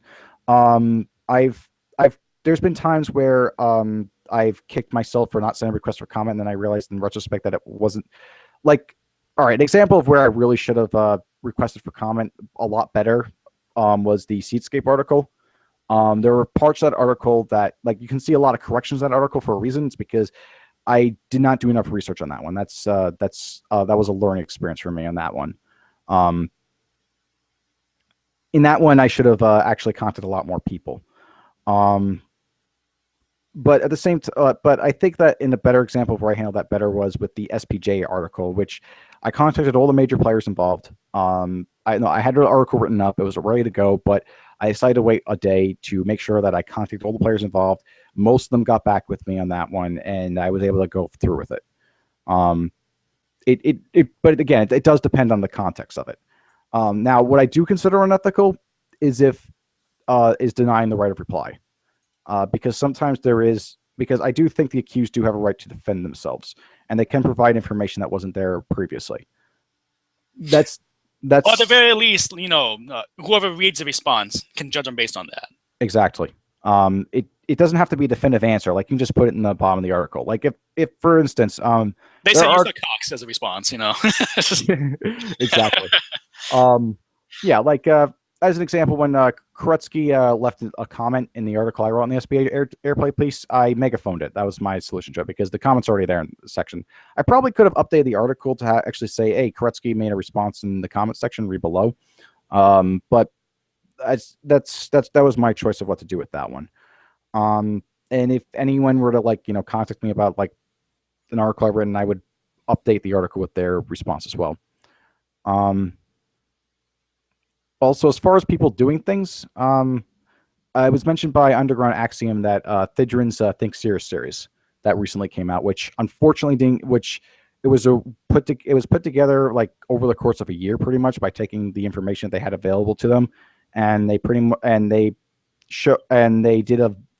a lot of videos on a lot of people who have been basically pushing for the stuff, particularly in the field of edtech. That's pretty neat. I knew nothing about that. Yeah, I'll give a link to you here in the chat so that way people can see it. Sure deal. Yeah, it's a really good series and it shows a lot of connections. It doesn't make everything readily available, but everything's cited so you can look up the sources, stuff like that. I'd recommend it should become clear what's going on by watching through it. I think that needs to be emphasized more and discussed more, and I don't see a lot of people doing it. Well, that's something perfect we can bring up Saturday, tomorrow night. Oh, sure. That'll be like as far like let me think of what else could be done. Oh, there's actually a lot of vectors I can think of going with. The Google abuse stuff, people are actually doing good with that by jumping on that. Anything that comes out from the UN involving gaming or censorship and stuff like that, because correct me if I'm wrong, wasn't there a report recently that came out that basically went for the gaming causes violence approach with things? I can't say. I don't remember anything like that. All right. Well, from what I know about the UN, they're coming up with a lot of bullshit that's easily debunkable that everyone. Well, that's very true. I have seen a lot of that floating around today alone, at least. That's come from that whole discussion. The thing that caught my attention the most was equating Pokemon to teaching kids to be like murderers or something, and D&D satanic. Like again, Dungeons and Dragons is once again satanic. Are we going down that road? God damn it! I thought we left that like 20 years ago. Why? It was stupid the first time. Like the whole satanic panic. That whole thing was just basically, oh no, they're kidnapping children and murdering them in the dead of night. Wouldn't there be a whole lot more missing people in the world? Did you ever see the little comic about a group of kids who got into playing D&D, and then one of them sort of they hung themselves over a character named Leaf? You ever see that? It's classic. It's so good. Like the character Leaf named it was like some kind of elf ranger, and it died in game, and they were so distraught by it that they went and killed themselves too. And the pamphlet was like, "Yeah, don't play D&D because you'll kill yourself." Yeah, it was the best. Let me guess. That was written by Jack Thompson. No, sorry, not Jack Thompson. Oh my gosh, I can't believe I forgot his name. Are you thinking of Chick Tracks? Maybe. Yes. Yeah, it might have been. Yeah. But yeah, I think that I think the solution to the whole Google abuse thing is just ridicule them until the idea is completely discredited and we don't see something like this happen again. Because the whole idea of concept of receiving tweets on the Twitters is just ridiculous. It's not an issue. It's a first world problem. It's something that feminists like to propagate, but it's unimportant. So we definitely have to speak up at the very least. If we don't try to make our voices heard, they're never going to be heard, period. Right. And that? I'd say just like I said, ridicule the idea. It's a dumb concept that's been debunked over and over again. There's no real I see a lot of people getting overly concerned about the internet and being worried about what's going to happen if people do this or that. And I'm looking like, what? I mean, like the internet most of the 99% of the internet is just there for fun. Twitter, it's there for fun. If someone's really bothering you, like if they're really not going to let off you can either block them or mute them or whatever, and it's not a problem.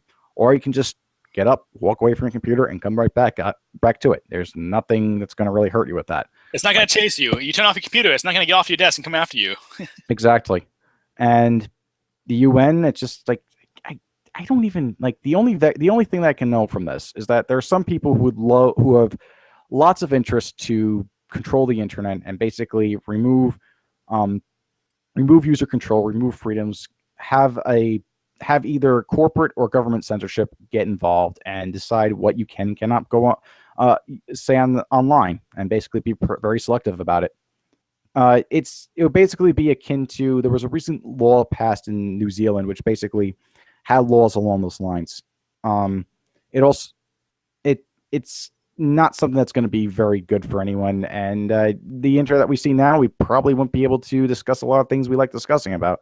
So, This reminds me of an article I read that I'm really fond of, and I share every now and then on the hashtag with people. And I actually put it out today. Let me see if I can find it. But it talks a lot about this specifically, and it's interesting because it predates GamerGate.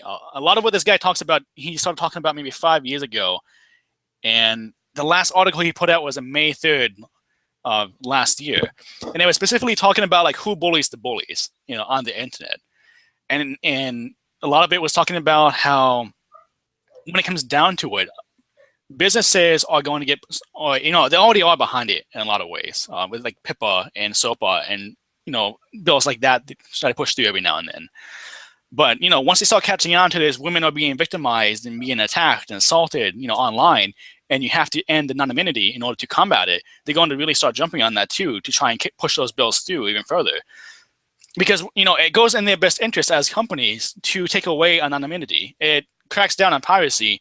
And the less privacy you have, the more information on you they have. They can sell you more products and give you more advertising because of it. Yeah.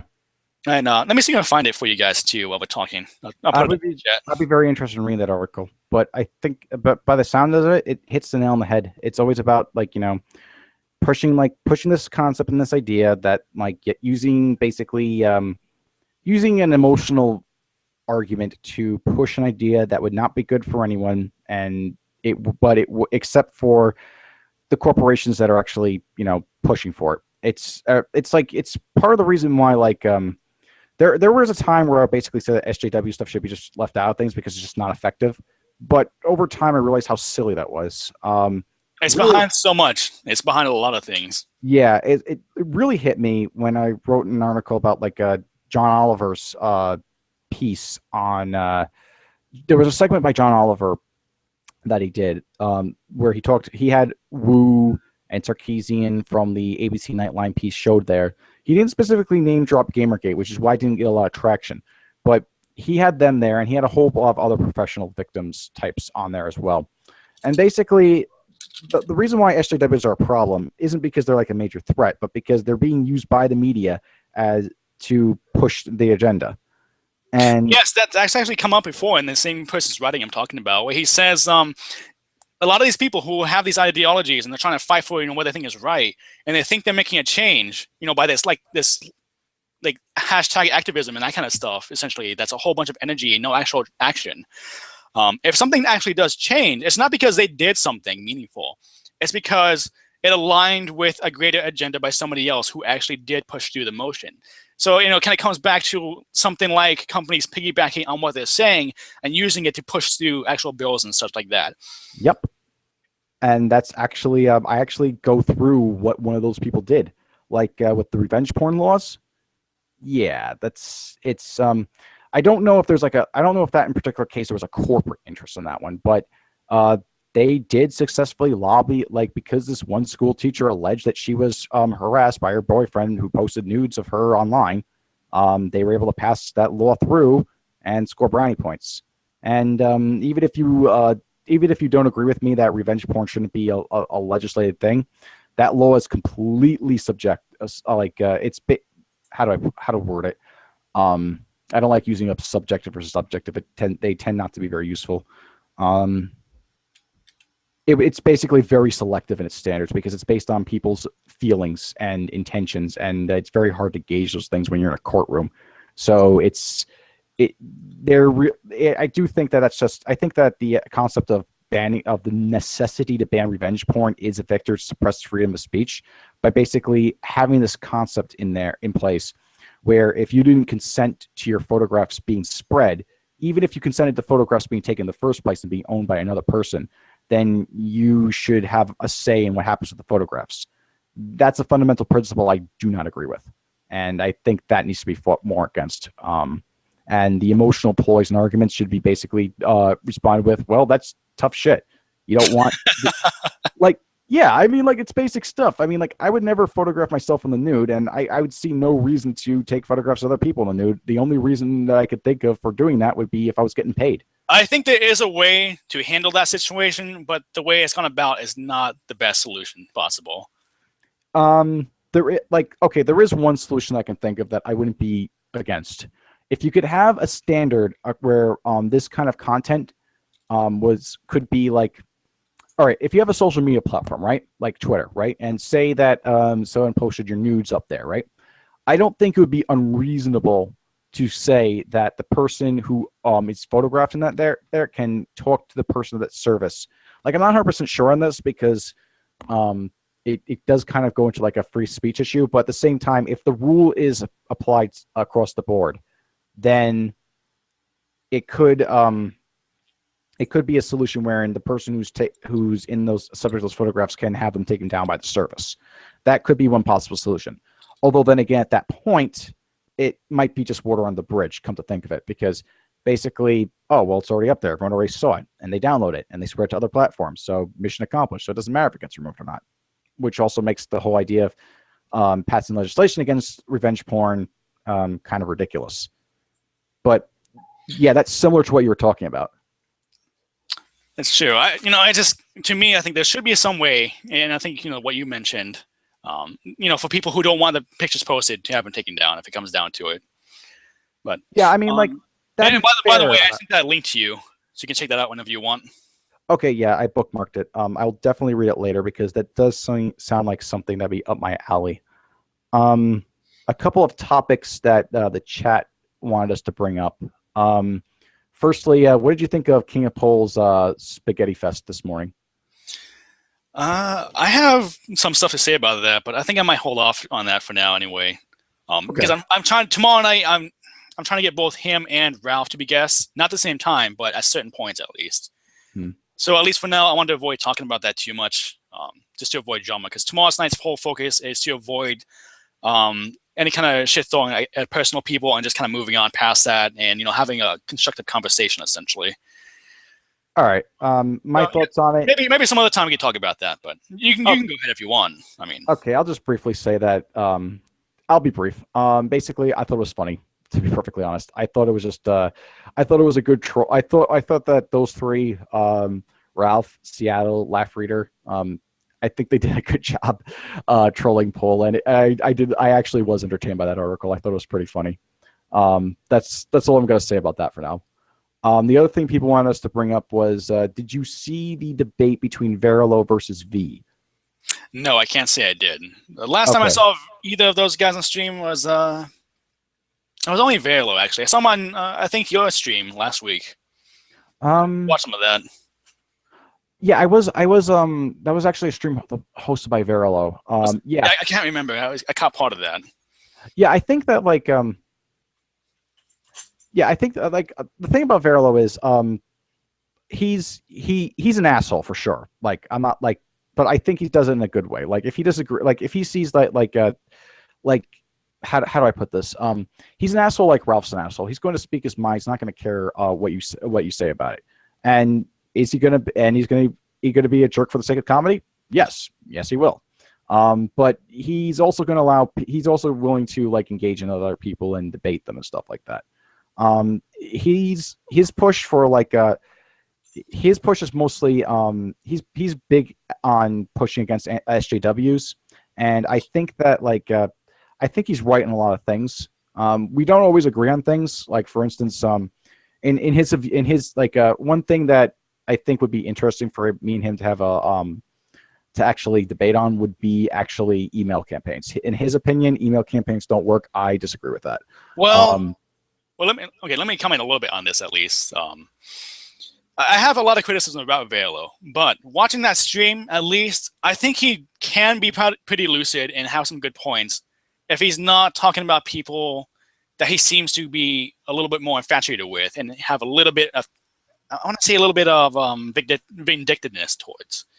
I think he was talking about some of some more of like the business side of the gaming industry at one point, and he seemed to be, he has some good points on that. But yeah, he is. I don't want to just throw him under the bus because I don't have to do with that anybody. But I think if he just kind of pulled away from going after people specifically, he would get like a lot more attention on what he says. Arguably, I've heard this argument before, but like it's often a quote that like Toll Biscuit like to spout. Great people talk great people talk ideas. Simple people, like, I forget the exact thing, but basically talk about ideas, don't talk about people. I don't agree. Like, there's been multiple people who have said that, who are very, very famous historical figures. Well, sometimes you have to talk about the people, but exactly. Sometimes, and I feel this is Velo's case, is that he does it too much. He goes after people in kind of like the wrong way. I watching it, a point that comes up in that example would be when he was talking to Sargon in that one stream about Necromancer, and oh shit, I lost what I was going at with that one, but it's kind of like, yeah, okay, here's how I see it. He kind of had a point overall. Like, yeah, these things did happen, and it might not have been the best way Sargon could have gone about it. But at the same time, I saw Velo just trying to put him on a cross for the things he did too at the same side. And that's where I kind of think he was kind of going too far with some of that stuff. To me, I think my thoughts on the stream, like, there's two thoughts I have in the stream. The first was, I did not like at all the way that Sargon handled it, and that's what really made me mad at Sargon. Like, before that, I was okay with him. Like, I was like, okay, I disagree with him on some things. Like, I don't agree with this latest like ethics push, and I don't agree with this with some of the things some of the talking points he's saying, and I think that he can be a bit off point a lot of times. But he didn't strike me as the type of person that would just, like, shut somebody out of the conversation, or, like, do rhetorical tricks and stuff like that. But then he does but then he gets tipped off about this article. And the first thing Sargon does is he, like, when Seattle says, face your accuser, Sargon, Sargon's like, all right, Seattle, let's go. Like, he challenges both Seattle and Verlo to discuss Verlo's article. The issue, like, that's the first red flag right there, because Seattle had nothing to do with the article at all. But he wanted to put him on there anyway. And he was saying that basically they were, like, talking about that. Like, I don't understand why like, the only reason I can conclude I would say I think the reason why he did that is because both Seattle and Verlo were coming at him with, some accusations and stuff that same day. They might not have necessarily been the same thing, but I do recall him arguing with both, at least at one point on Twitter during that whole situation. And I remember what I was getting to before when I was talking about Verlo and Sargon, and that is, at one point Sargon says that what you wrote here was essentially a hit piece on me, and personally I agree with that, because yeah, there may be some factual stuff in there. There might be some stuff that's true, but like I said, at the same time, it's kind of like he's using that to try and put a dagger into Sargon at the same time. Like, this is what you did. You're a terrible person for it, essentially. So you think that, in your opinion, Verlo should have requested for comment to Sargon? I think that would have been a good step, at least, at the bare minimum. But because to me, there's a very big difference between taking facts and laying them out. Like, yeah, this happened. We don't know why necessarily, but this is the current situation, versus painting a story while you're doing it at the same time.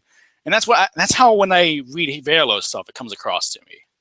I would agree. Like, when it comes to Verlo's articles, I think the thing to keep in mind, and I think this is a mistake he made when he was talking about his article, they're editorials. Yes, they're factual. They're often based on, they often introduce news in a way that they often bring to light news stories that haven't really been introduced before. But when you give an opinion in an article, even if it's breaking news, it's still an editorial. That's what my articles are. There's facts in there. They're all true, but there's also opinion. That's why I have them listed. That's why I say, well, I write editorials. So that's true, and that's fair. But yeah, I do recall there being a lot of leading questions in there, a lot of, kind of ancient aliens kind of word talk in there, as a way to put it. Like, the mistakes Verlo made. Go ahead. Let me summarize real quick. Overall, like I said, I think, Verlo was kind of on point on that. There was stuff that he brought up that was true. That was a matter of fact. But it kind of comes down to, well, he could have done things a little bit differently and a little bit better. But he's not going out of his way to screw people out of money directly because of it. He's not like there with his rubbing his hands together over anything.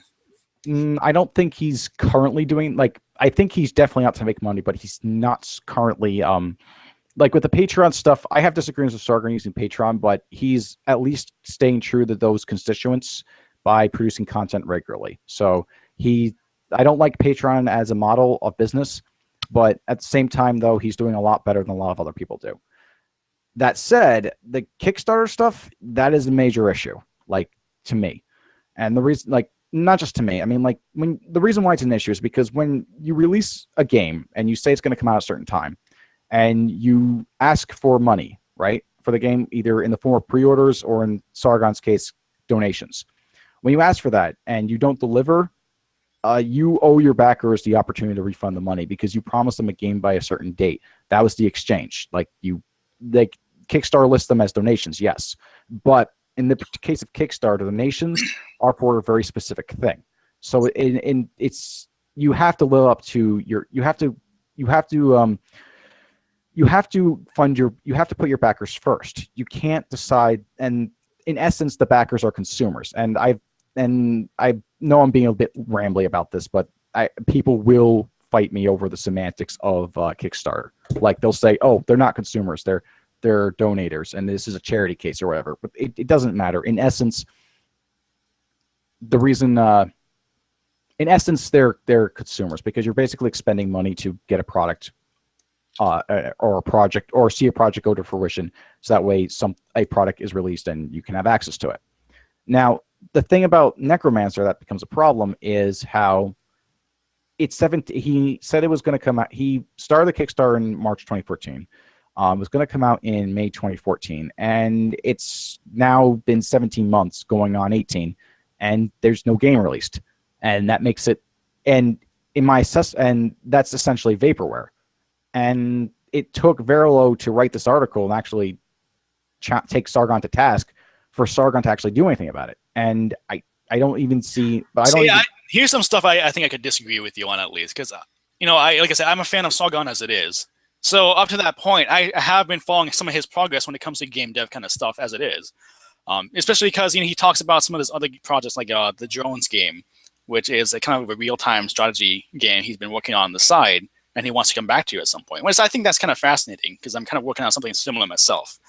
But I'm just to say is that I have seen him putting some updates out there. Maybe not enough. Maybe that's something that he could work better towards doing, is simply informing the people, putting out there on his game dev account little snippets of what progress he is making. I think that could be a good thing at least. But I don't necessarily think going over the time budget is the end of the world for game dev because it happens a lot. There's a lot of unknowns that come up that you just simply cannot expect for when working on games. It's a very different industry than a lot of other fields are. That's not to say, though, that I don't think backers shouldn't be offered the opportunity for a refund, though. I think that's very fair and very legit. If a campaign comes together to get funding for a game and it goes over the time limit that they have put out for themselves and there's no product yet, I think it would be fair to put out an email saying, "Hey, this is the current situation. This is all, this is where we're at right now. We're doing our best. But if you feel this isn't fair and you want a refund, you can contact us and work with us here to do so." That's honestly what I think Sargon should do. Like, if Sargon, like, I just dropped this issue entirely if Sargon were to say, "You know what? Yeah, I made a mistake. I'll refund everyone." And that'd be fine. And it's like he keeps on making excuse after excuse for this kind of stuff. Well, like I said, it's not a matter of fact of just automatically going, "Okay, well, one day over. Now we have to." It's a matter of giving whoever backed you in the first place the opportunity. Do they or do they not want to keep what they gave you? That'd be fine as well. Like if he actually went to the backers and said, like, "Look, the game's not going to be the game is like 17 months late. But I'm still going to be working on it. Do you want a refund?" And if they answered, "No, that's fine. Keep the money. I'll wait for the game to come out." That's fine.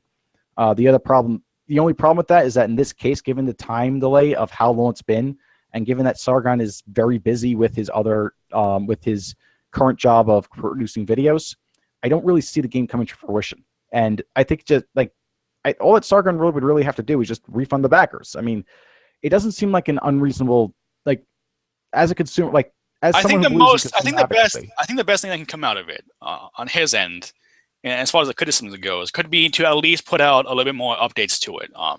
as far as what the current progress with the game is. That way, we and whoever is following him and backed him can at least have an update that it is being produced, it is coming out, it's not in limbo somewhere, essentially. Just that transparency and that communication. I think that would go a long way to that. Yeah, like that would actually solve a lot of these problems. And honestly, the solution you came up with offering them an opportunity to refund, I think that would be an apt solution too. But that's the issue I'm having with Sargon right now, with a lot of the stances on a lot of this stuff. Like whenever he gets criticized, he basically deflects. I mean, that's something that that's something that Verilo and V discussed at length. So I don't think I'm going to go into every single detail about that unless you want to. But maybe if I watch the video sometime, we can meet again and speak on that. But yeah, that's why I'm so critical of Sargon right now. It's because it's not that he made mistakes, that he keeps on making mistakes and he keeps on being a meathead about things. And it's basically he doubles down and gets worse over time. Well, I've never spoken to the guy myself, and I would love to. And that might be a question I would love to ask him sometimes. How do you feel about that? Yeah.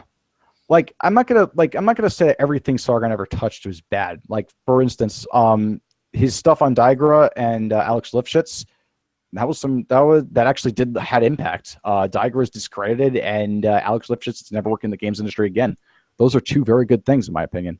But once he decided to basically go, I would say that the turning point for me for Sargon would be around when he said that GamerGate won.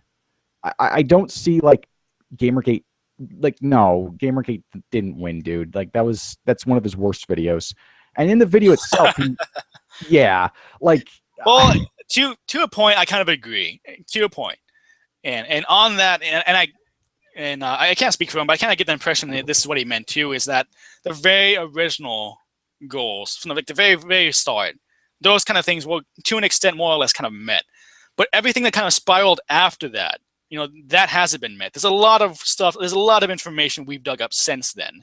Not to mention the whole situation has kind of reached heights that I don't think anybody had anticipated it going to before. Well, to correct you there, the original goals of GamerGate, the people that originally started in the V threads and the general stuff, yeah. Right. Their original goals were not ethics in games journalism. The original goals was many faceted. I'm not an expert in this. There's other people who have been paying attention since the start, and yeah, certainly. Just even just like now, even in the beginning, there was a whole lot of different directions that was going in. Right. The TLDR is basically 4chan V. When they heard about this, they wanted to dig into the industry. They weren't as concerned with journalists. Journalists were concerned. They said, hey, Nathan Grayson's a piece of shit. We should probably go after him too. And there was a lot of stuff in that regard, like in the IA video that he emphasized on. But they were also interested in the indie click, which is where the IGF stuff started coming from. They were also interested in the IGDA, and they made a whole lot of information that people are getting now was already found in the first few weeks, which is amazing. I mean, if you recall back in the beginning, there was all these infographics. Well, actually, you came December, so it makes sense that you might not be familiar with this. There was infographics showing this whole corporate structure connecting all these games and stuff to each other, and showing how all these people connected. And they basically had to keep on updating the graphs. But the major concern there was industry, not media. And then the shift kind of shifted into September, at least on the YouTube spheres and the Twitter spheres, and maybe Kotaku in Action. I guess I'm not 100% sure. I'm probably not. They basically shifted it to only being primarily about ethics in journalism, and the other issues just got kind of casted aside. And this culminated with a boycott. When people were talking about boycott, they were saying, "Oh no, we can't do that. We need developer allies," and that kind of really turned a lot of people off at that point. But the point is, the original goals were not specifically ethics in games journalism. It was the original rallying cry was actually save video. So it was a more general game-related stuff. And when Poll got involved, it was their angle was anti-feminism, basically. And they got involved way early on, which is also why which is also partly why the TFYC got funded, because it basically caused a lot of infighting on the feminist side of things. Yeah, that's entirely fair. Because like I said, and like you mentioned, I only joined in December myself, but that was the impression I joined on with. At least there was that, and then of course there was the whole other, all the other issues that came along with it. On top of that, Yeah, but, like I'm like one misconception that people have about like people who use the term ethics cucks is that that's an insult used against people who care about ethics. Um, it's not the if people are using it that way, they're being idiots. People misapply terms all the time. Like someone who's an ethics cuck is someone like Redragon, someone who only wants ethics and will say that anyone else talk about any other issue using the hashtag GamerGate, they'll actively discourage them from actually I think that's participating. yeah, I think it's a pretty much one of the case in point examples of that term. Yeah, him like I would say him and Gethy are the ones I'm going to bring up. I would also classify Sargon, but not as badly because Sargon's been discouraging people from using from talk about non-ethics related issues in the hashtag. So that would qualify him as an ethics cuck in my book.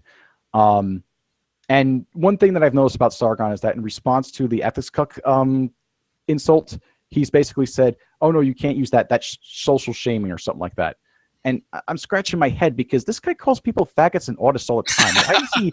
Why is he complaining about Well, this particular insult? I have my own particular issue with it, and it goes along with the same vein with calling people SJWs or people calling people ethics tugs, and that it's very divisive, and it's very easy to strawman people like that, as opposed to being more on topic and being addressing whatever it is they're saying to your point, versus just throwing terms like that out there. And it's not just them, but those are just two that come up quite often, and that I see a lot.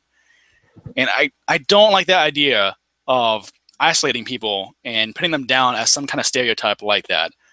I agree, but which is why I always use which is why when I use these there's a specific word for it, but I cannot possibly find it. These types of insults I use them only when it's accurate. If someone is like, okay, take someone who's focused on ethics isn't an ethics cuck, for instance. Like if they like, even if that's all they care about, like let's just say there's a person whose only interest in life is ethics and journalism, right? And that's what they want to focus on. But then you bring up other issues, are like, well, that's nice, but I'm going to focus on this. They're not an ethics cuck because they're not trying to tell other people not to do other things. They're just saying, well, I want to focus on this thing. That's perfectly fine in my book. There's a very big difference, in my opinion, between encouraging people to do something and then demanding it or telling people they can only do a certain thing. That's where I draw the line. When people just basically go other way to just say, oh, well, you shouldn't be doing this thing, or, well, that's not really a good thing. The thing that you're interested in, let's focus on this first. Like, I know there's more important things. It's kind of like, it's essentially the fallacy of relative privation, but instead of using it, like, that one was brought up a lot in October and November, I believe, and probably September as well, where the argument from the opposition, like a lot of the social justice types, were saying basically, well, you can't talk about ethics in journalism because there's more important issues in the world.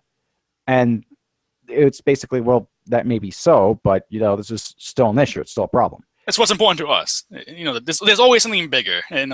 Games in journalism and all that kind of stuff. It's not the end all be all of important issues.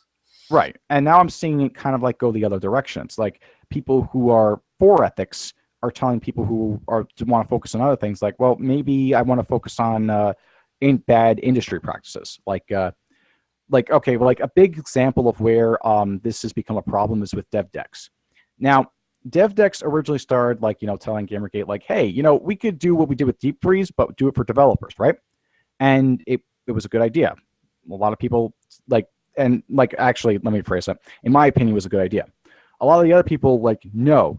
And not only did they say no, they told them to get out because, it would contradict other goals in Gamergate, like the Rebuild initiative, which for the record, I supported Rebuild and I actually helped make the thing possible. But the fact of the matter is, Rebuild initiative was a major mistake and something that we should have not gone for, because the problem was it's a non-feasible idea that's ultimately muff PR. And you don't need developer allies to support your ideas. You can just support them on your own. But that's a little digression. Back on point. I do think we have a lot more to gain if we have developers supporting us, even as anons. giving us some help, because they in turn can help keep close to tabs on what's going on, what we're saying, what our quote unquote opponents are saying, and they can go and chat and talk about it in their own circles outside of us. It depends on context. Like I'm not against. It does, but I hear a lot of criticism towards DevDex for that kind of reason, and I don't know if you ever go in there, and I doubt you do, but the Filthy Tavern, for example, hosted by Red, they have a lot of very interesting people come through there, and it basically comes down to if kind of like outing other devs starts to become a thing, or it kind of starts getting into that kind of territory, it can become a conflict of interest for other devs, essentially.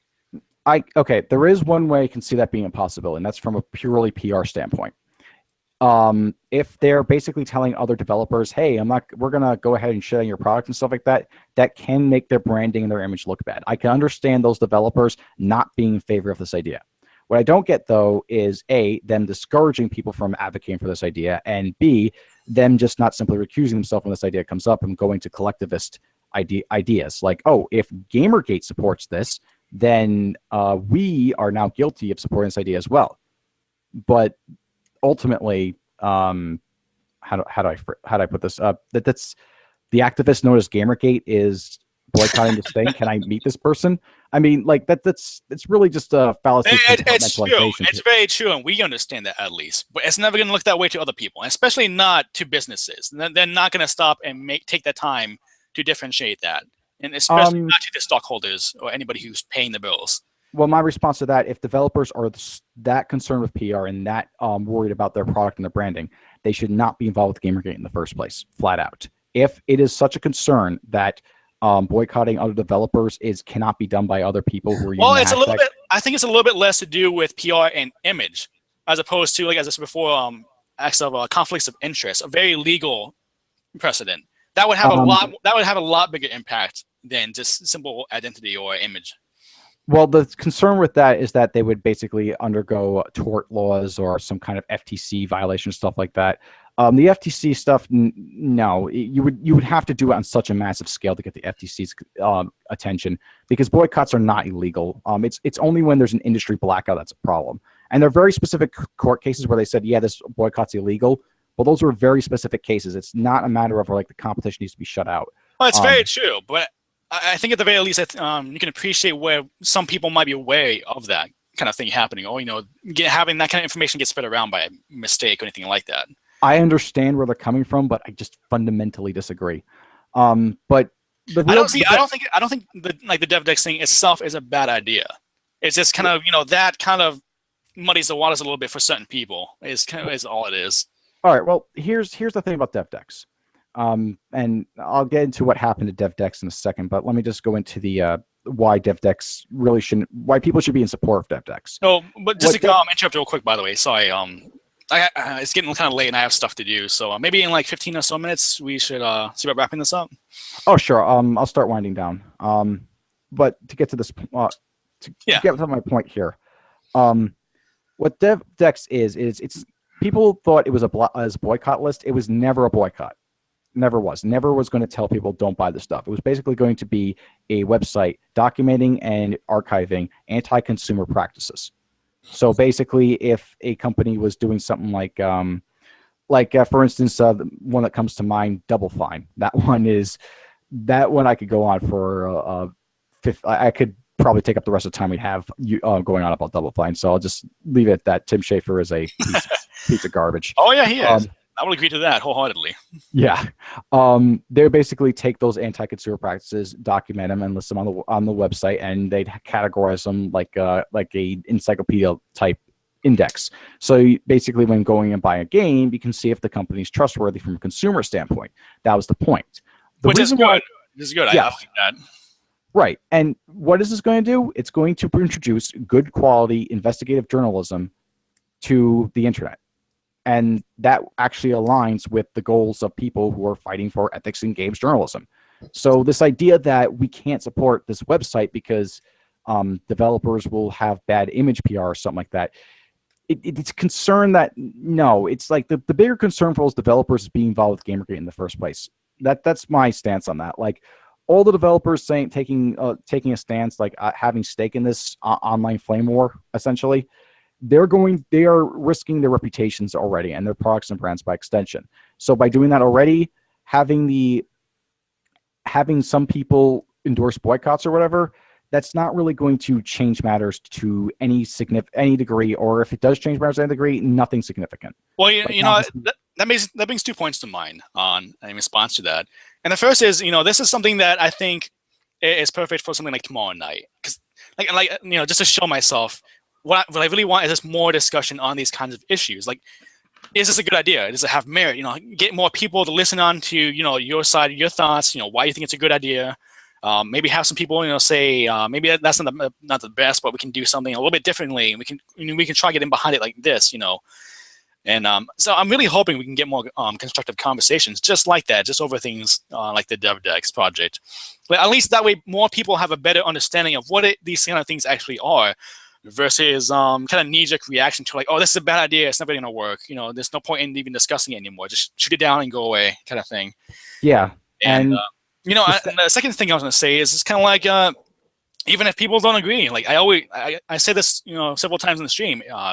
What we do here involved in GamerGate, it's always an individual action. It's all about doing your own thing. Pretty much. I mean, like that's something that really bugs me about like a lot of the collectivist logic that's used to shut down good ideas, like or just ideas. Period. I mean, I don't like when people use associative or collectivist reasoning to basically counter an idea. It just does not make sense to me, and that kind of thinking actually went really off the wall. Because what happened with DevDex is when GamerGate communities decide, go away, we don't like this idea is dumb, right? They decide, okay, well, we'll disassociate ourselves from GamerGate. That's what happened. And they went to HNV and said, hey, this is DevDex. We should support it. And every thread they made would get shilled. Like, the people of that community would go ahead, go in that thread, and they basically say, get out, go away. And they said, we don't want you here. But they weren't they were trying to distance themselves from the GamerGate controversy as much as possible. And yet HNV, because of their affiliation with GamerGate, they couldn't have that on their board, so they drove them off. And eventually they gave up, and they went ahead and they high-fived each other in the V General thread. And that to me is like, what? I mean, just okay, I can understand. I don't agree with, but I can understand your reasoning for getting rid of DevDex. But if they're not going to be associated with GamerGate, doesn't that kind of remove any purpose for you guys to be fighting against it? Like, what next? Will you be basically going ahead and telling that website that documents specifically EA's corruption to stop that because they're hurting GamerGate in some way? Like, it just doesn't make any sense to me. No, I do jump onto that kind of conversation a lot myself, and I'm guilty every now and then of kind of shitting on certain groups and circles. Myself, I can't claim innocence to it. But at the end of the day, if I feel somebody is open to having, a real conversation and not just throwing a bunch of accusations or, that kind of thing, I'll sit down and talk with them. It doesn't matter who they are, really. If I think if they're coming at me from a perspective of, they're honest and sincere what they're saying, and they're not arguing in bad faith, it doesn't matter who. I'll talk to you. Yeah, like actually, someone who I disagree with, who I'd want to talk to would be Dread Morgan, and the reason why is because he actually acknowledged that the way he was treating GG Revolt was not fair, and I actually applaud him that he actually apologized for that. I saw Sagan do as much himself the other day. What was it? That last community stream he had. Initially, he was jumping on GG Revolt for it, then somebody told him it wasn't them or some such, and he apologized for it.